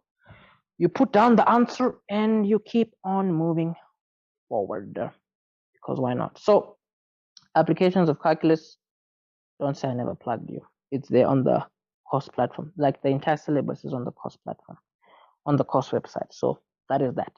Anyways, question number 10. So we are is close to finishing. It's probability, classic probability question as it seems. It says here, a bag contains 7 yellow balls. And then what? 11 red balls? Oh, no. 7 yellow balls, 3 red balls, and then 2 blue balls. Okay, so it just means we have like 12 balls in total. And then they say a ball is chosen at random and not replaced. Okay, that's interesting. And then it says a second ball is then chosen as well. And then it says determine the probability that one of the 2 balls chosen. Wait, determine the probability that of the 2 balls chosen, one is red, one is blue. Well, this is clearly a classic what you may call a tree diagram question, you know. So in your tree diagram, you have to think of what happens the first time you take out a ball. The first time you take out a ball, you're either going to take out yellow, you're either going to take out blue. No, let's do it in the order they told us. You're either going to take out yellow, red, or blue. So the idea is for the yellow, I mean, you have to imagine there's like 12 balls in total, right? But then for the yellow, there's only 7. Here, there's 12 balls in total. For the red, there's only 3. 12 balls in total. For the blue, there's only 2. These are the scenarios when you take out a ball the first time. When you want to take out a ball for the second time, you have to think to yourself, if you got yellow, you still have 3 options. If you took out a red, you would still just have 3 options the second time. If you're taking out a blue the first time, you'd still just have 3 options when you take out another one. So your options here would still be yellow, red, blue. Yellow, red, blue. Yellow, red, blue. So the idea is, I mean, like here you only have 11 balls left because one is already gone. So 11, let's just start from the top. If you took out a yellow, you only have 6 yellows left. So you took out a yellow, so all the reds are still there. You took out a yellow, so all the blues are still there. Here you took out a red, so all the yellows are still there. You took out a red, so one of the reds is gone. You took out a red, so you still have all the blues. Here you took out a blue, so you still have all the yellows. You took out a blue, so you still have all the reds. You took out a blue, so you only have 1 blue left. Okay, fine. So with our question specifically targeted, before we even worry about our question, let's just see what outcomes these are, you know, because these are different outcomes. So our outcomes here, there's yellow and then yellow the first time. Here there's red and then yellow the first time. blue and then yellow the first time. Here there's yellow and then red the first time, red and then red the first time, blue and then red the first time. Here, yellow and then blue the first time, red and then blue the first time, blue and then blue the first time. So we just want a scenario where we have one red and one blue. So that's like here, one red, one blue, one red, one blue. So these outcomes, it's just going to be 2/3. I mean, it's just going to be this number times that one, you see, because it's the blue times the red there. So it's like this times that. So let's just see here, 3/12, come on now, times the 2/11. Here is same idea. It would be 3/11 times that number there. So you see the 2/12 times the 3/11. These numbers, we have to work out the outcomes and then we have to add them up. So here, now, what is this now? 6 over, what is 11 times 12? Hey, calculator, Baba. Calculate, just use the calculator. So here also, you're going to have 132 at the bottom, and then there's a 6 up there. So these numbers, you have to add them up, you see. 6 over that plus 6 over that. So here, this is just going to be 12 over 132. It looks like this number can be put in a certain format. I think this, in its simplest form, is going to be 1/11, because I mean, like, this is 12 times 11 at the bottom. So this is just 1/11, because the 12 at the top would cancel the 12 at the bottom there. But don't worry about that. Calculator will give you the 1/11. This is quite an interesting question. Not so interesting because it's like a bit straightforward if you're going to use the tree diagram. Whew. Again, like, if these kinds of questions are not your forte, you have to remember that on the course platform, you have like a full probability course. And the full probability course literally has a full chapter where it like talks about tree diagrams and stuff like that. Like, if I can just go back here, let me actually just show you what the course material looks like for the probability course. Let's see here, view all courses, right? So if you look at where the probability course is, right, you can see here it says general probability, which is like the basic theory that you need to know and stuff like that. And then there's a full chapter on tree diagrams. You see a whole chapter going through like tree diagrams and stuff. So yeah, don't say I never told you. The link is in the description. It then says here, learners at a hostel may choose a meal and a drink for lunch. And then it says here, their selections on a certain day were recorded and shown in the partially completed table. So the two options is sandwich or pasta, and then fruit juice or boiled water. Boiled water? Okay. Maybe it's boiled and then put in the fridge or something. Because imagine drinking warm boiled water. Hey, but let me not judge it. People do that. But anyway, so all this being done, they say the probability that the probability of a learner choosing fruit juice and a sandwich on that day was 0.48. So choosing choosing a fruit juice and a sandwich, the probability of that happening is just 0.48. Okay, that's interesting. For 1 mark, they said calculate the number of learners who chose fruit juice and a sandwich for lunch on that day for 1 mark. Hey, yeah, ne? Well, here we have to know how a two-way contingency table works, you see. So this plus this gives you B, and then B plus whatever this number would have given you this, blah, blah, blah, blah, blah. But the idea is here, you have A, the number of people that chose a sandwich, right, is this much. The number of people that chose pasta is this much going on. They say the probability of choosing fruit juice and a sandwich. So fruit juice and a sandwich on this specific day is this probability. So we need to ask ourselves, how many people chose a sandwich? It's just A. But then it's A out of 250 people. So choosing a sandwich is just A out of 250. Choosing fruit juice. Whoa. Hold on. That just escalated quickly. No. let me recap. They say the probability of a learner choosing fruit juice and a sandwich on that day is 0.48. Oh, okay, yeah. So basically, the people that chose a sandwich and fruit juice is just A out of 250. And they say that this probability is 0.48. You see? So for us to get A, we just have to solve this equation here. So here we can multiply by 250 on both sides. So 250 times 0.48, we're getting there. What are we getting here? We're getting 120. 120. That's the way. We like it. It says, is the choice of fruit juice independent of the choice of a sandwich for lunch on that day? So in as much as these questions seem a bit weird, all they're trying to say is, I mean, you have to consider, you have to ask yourself if choosing a sandwich and choosing a fruit juice are independent of each other, meaning that all you have to do is, remember, for independent events, it means that the probability of A multiplied by the probability of B will be equal to the probability of A and B. You see, this is for independent events. Independent events. You see.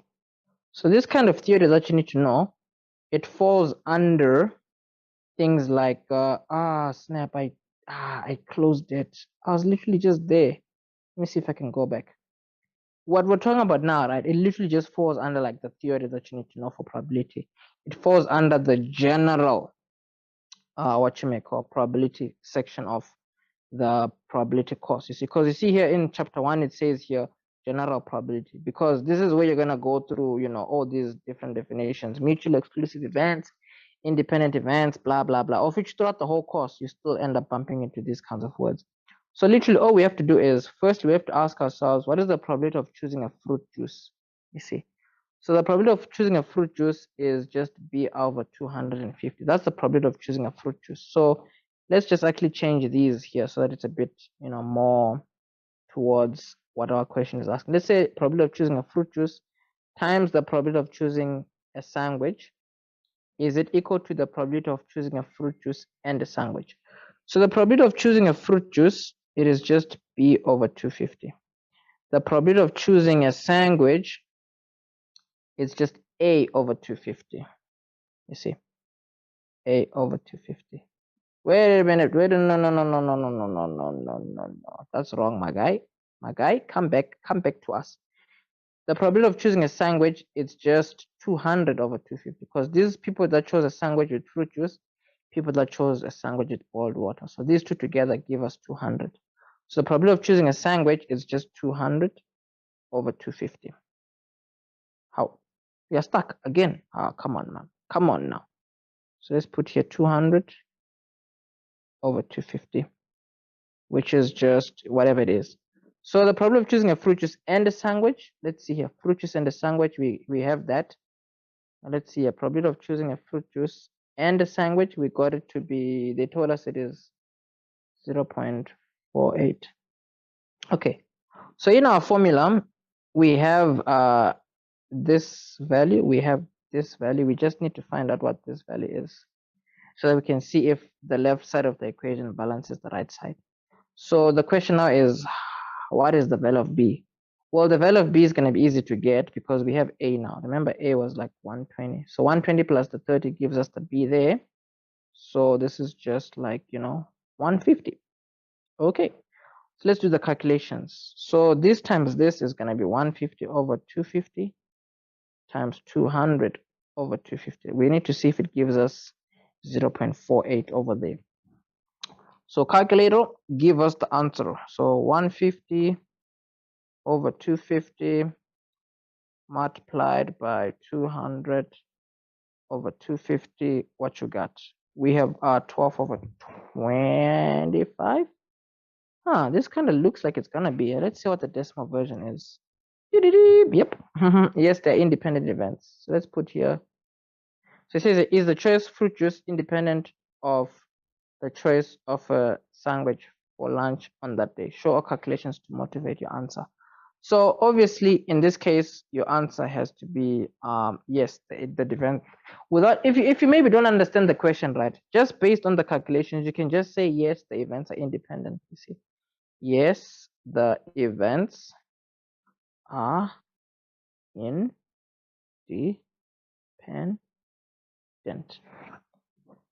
There you go. So that's how you're gonna answer these kinds of questions. So you're gonna get 4 marks there. But anyways, you see here they spoke of a tree diagram. Here we're speaking of a two-way contingency table. And if you look at the oh no, don't press that. Go back, man, go back. Ah, snap, crack, pop. I need to go back here. So I need to look at this. So if you look at the course material here, you see there's a two-way contingency table chapter as well. You see, so there's a chapter for all these things that you need to know about probability and all that. Anyways, it say for 1 mark for question 11 here says 2 learners from each grade at a high school, grade 9, 10, 11, 12, and whatever. So 2 learners from each grade. So it's like a total of 10 learners, right? Are elected to form a sports committee. In how many different ways can the chairman and the deputy chairman, in how many different ways can the chairperson and the deputy chairperson of the sports committee be elected if there are no restriction on who may be elected? So for this case, you have to think to yourself, okay, there's a slot here for a chairman, there's a slot here for a deputy chairman. So you have to ask yourself, when all these 10 learners are standing here, there's like 10 options in total, you see. But the moment you choose one person here, there's like 9 options for this slot, you see. So the number of options is just 10 times 9, which is just 90 ways. 11.2. 11.2 says, a photographer wants to take a photograph of the sports committee. In how many different ways can the members be arranged in a straight line if any member may stand in any position? Wow. What a wow. We literally have like 10 slots here. Like this is just to prove that, you know what, in the June papers, yeah, this whole thing of the June papers being harder. I definitely just beg to differ right now. The only thing is, usually sometimes when people write in June, they would have not like prepared enough. So you have 1, 2, 3, 4, 5, 6, 7, 8, 9, 10 slots. So you have 10 options for this one. But then when one sits there, you have 9 options for the next one. And then 8, 7, 6, 5, 4, 3, 2, 1. You see, so the number of options is just all these values multiplied by each other, which is just 10 factorial. 10 factorial is a big number, my bro. 10 factorial is a big number.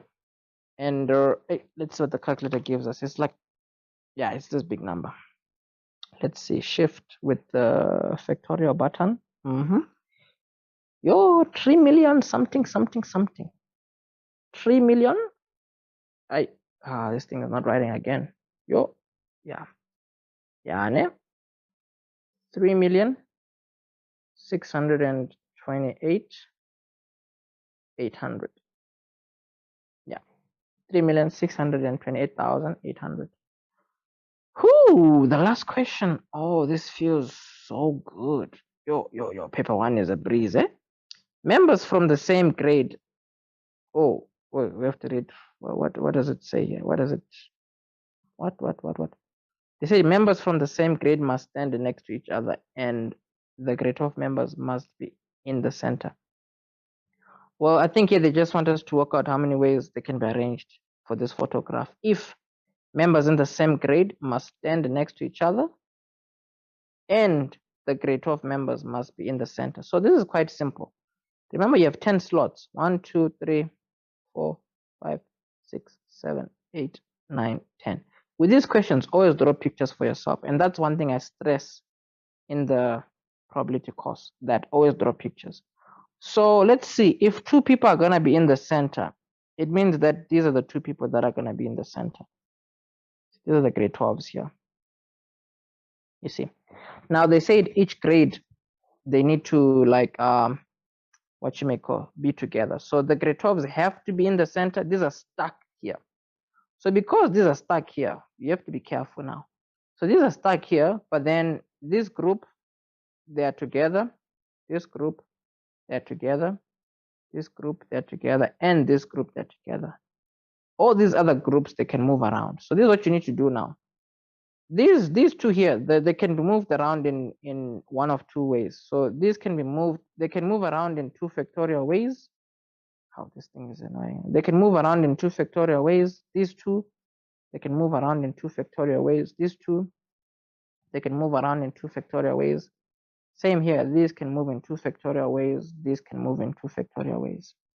However, each of these can move in 2 factorial ways, right? But then you actually have 1, 2, 3, 4 objects that can also be moved in 4 factorial ways, you see. So looking at all this is stuck in the middle. But then you have 1, 2, 3, 4 objects that can be moved in 4 factorial ways. Because these 4 can move in 4 factorial ways, this is stuck. But then each of them individually can be moved in 2 factorial ways.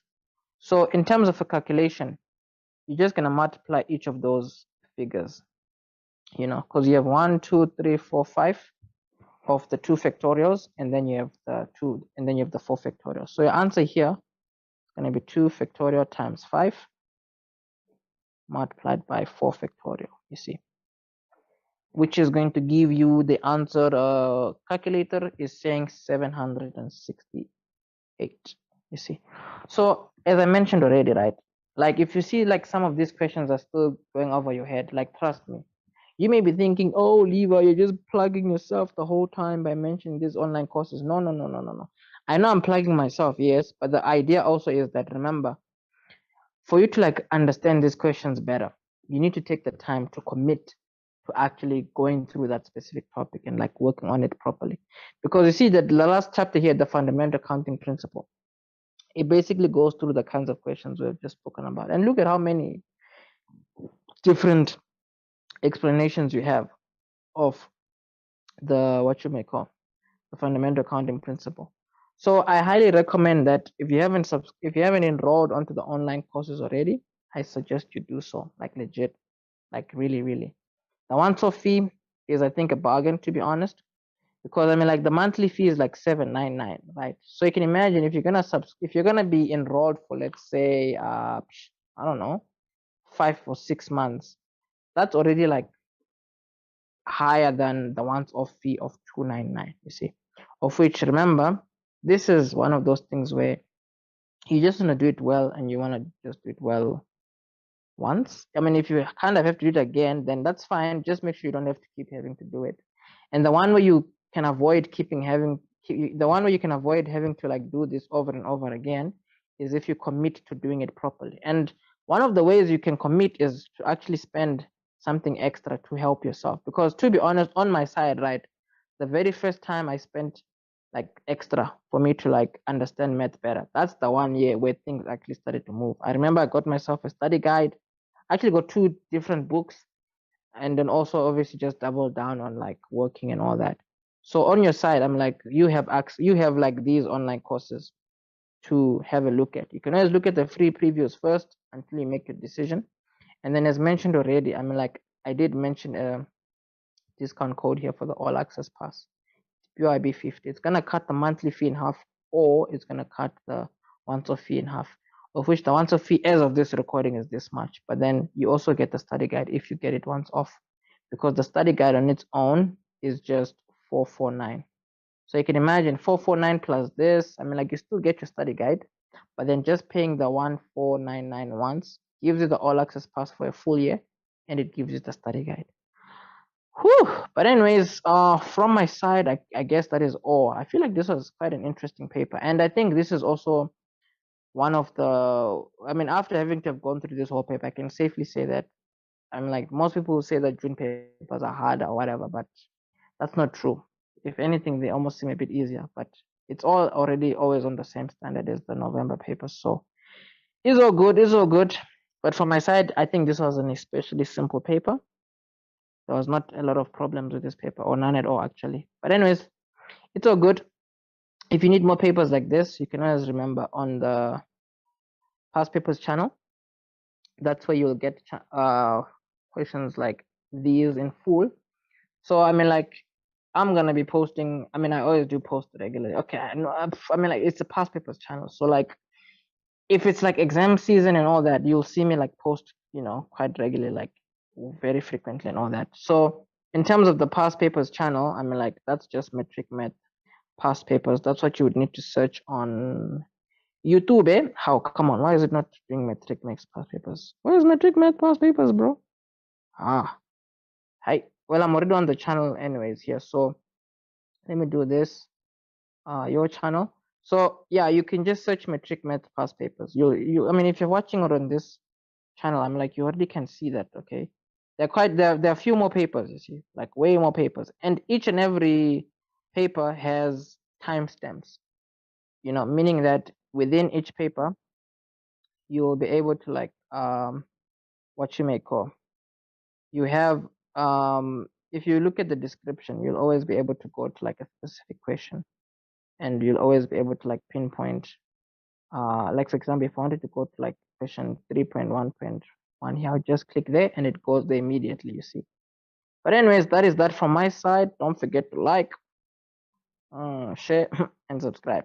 Like, if you know someone that's gonna benefit from these papers, I'm like, don't be quiet, you want to help them out also. But that's that from my side.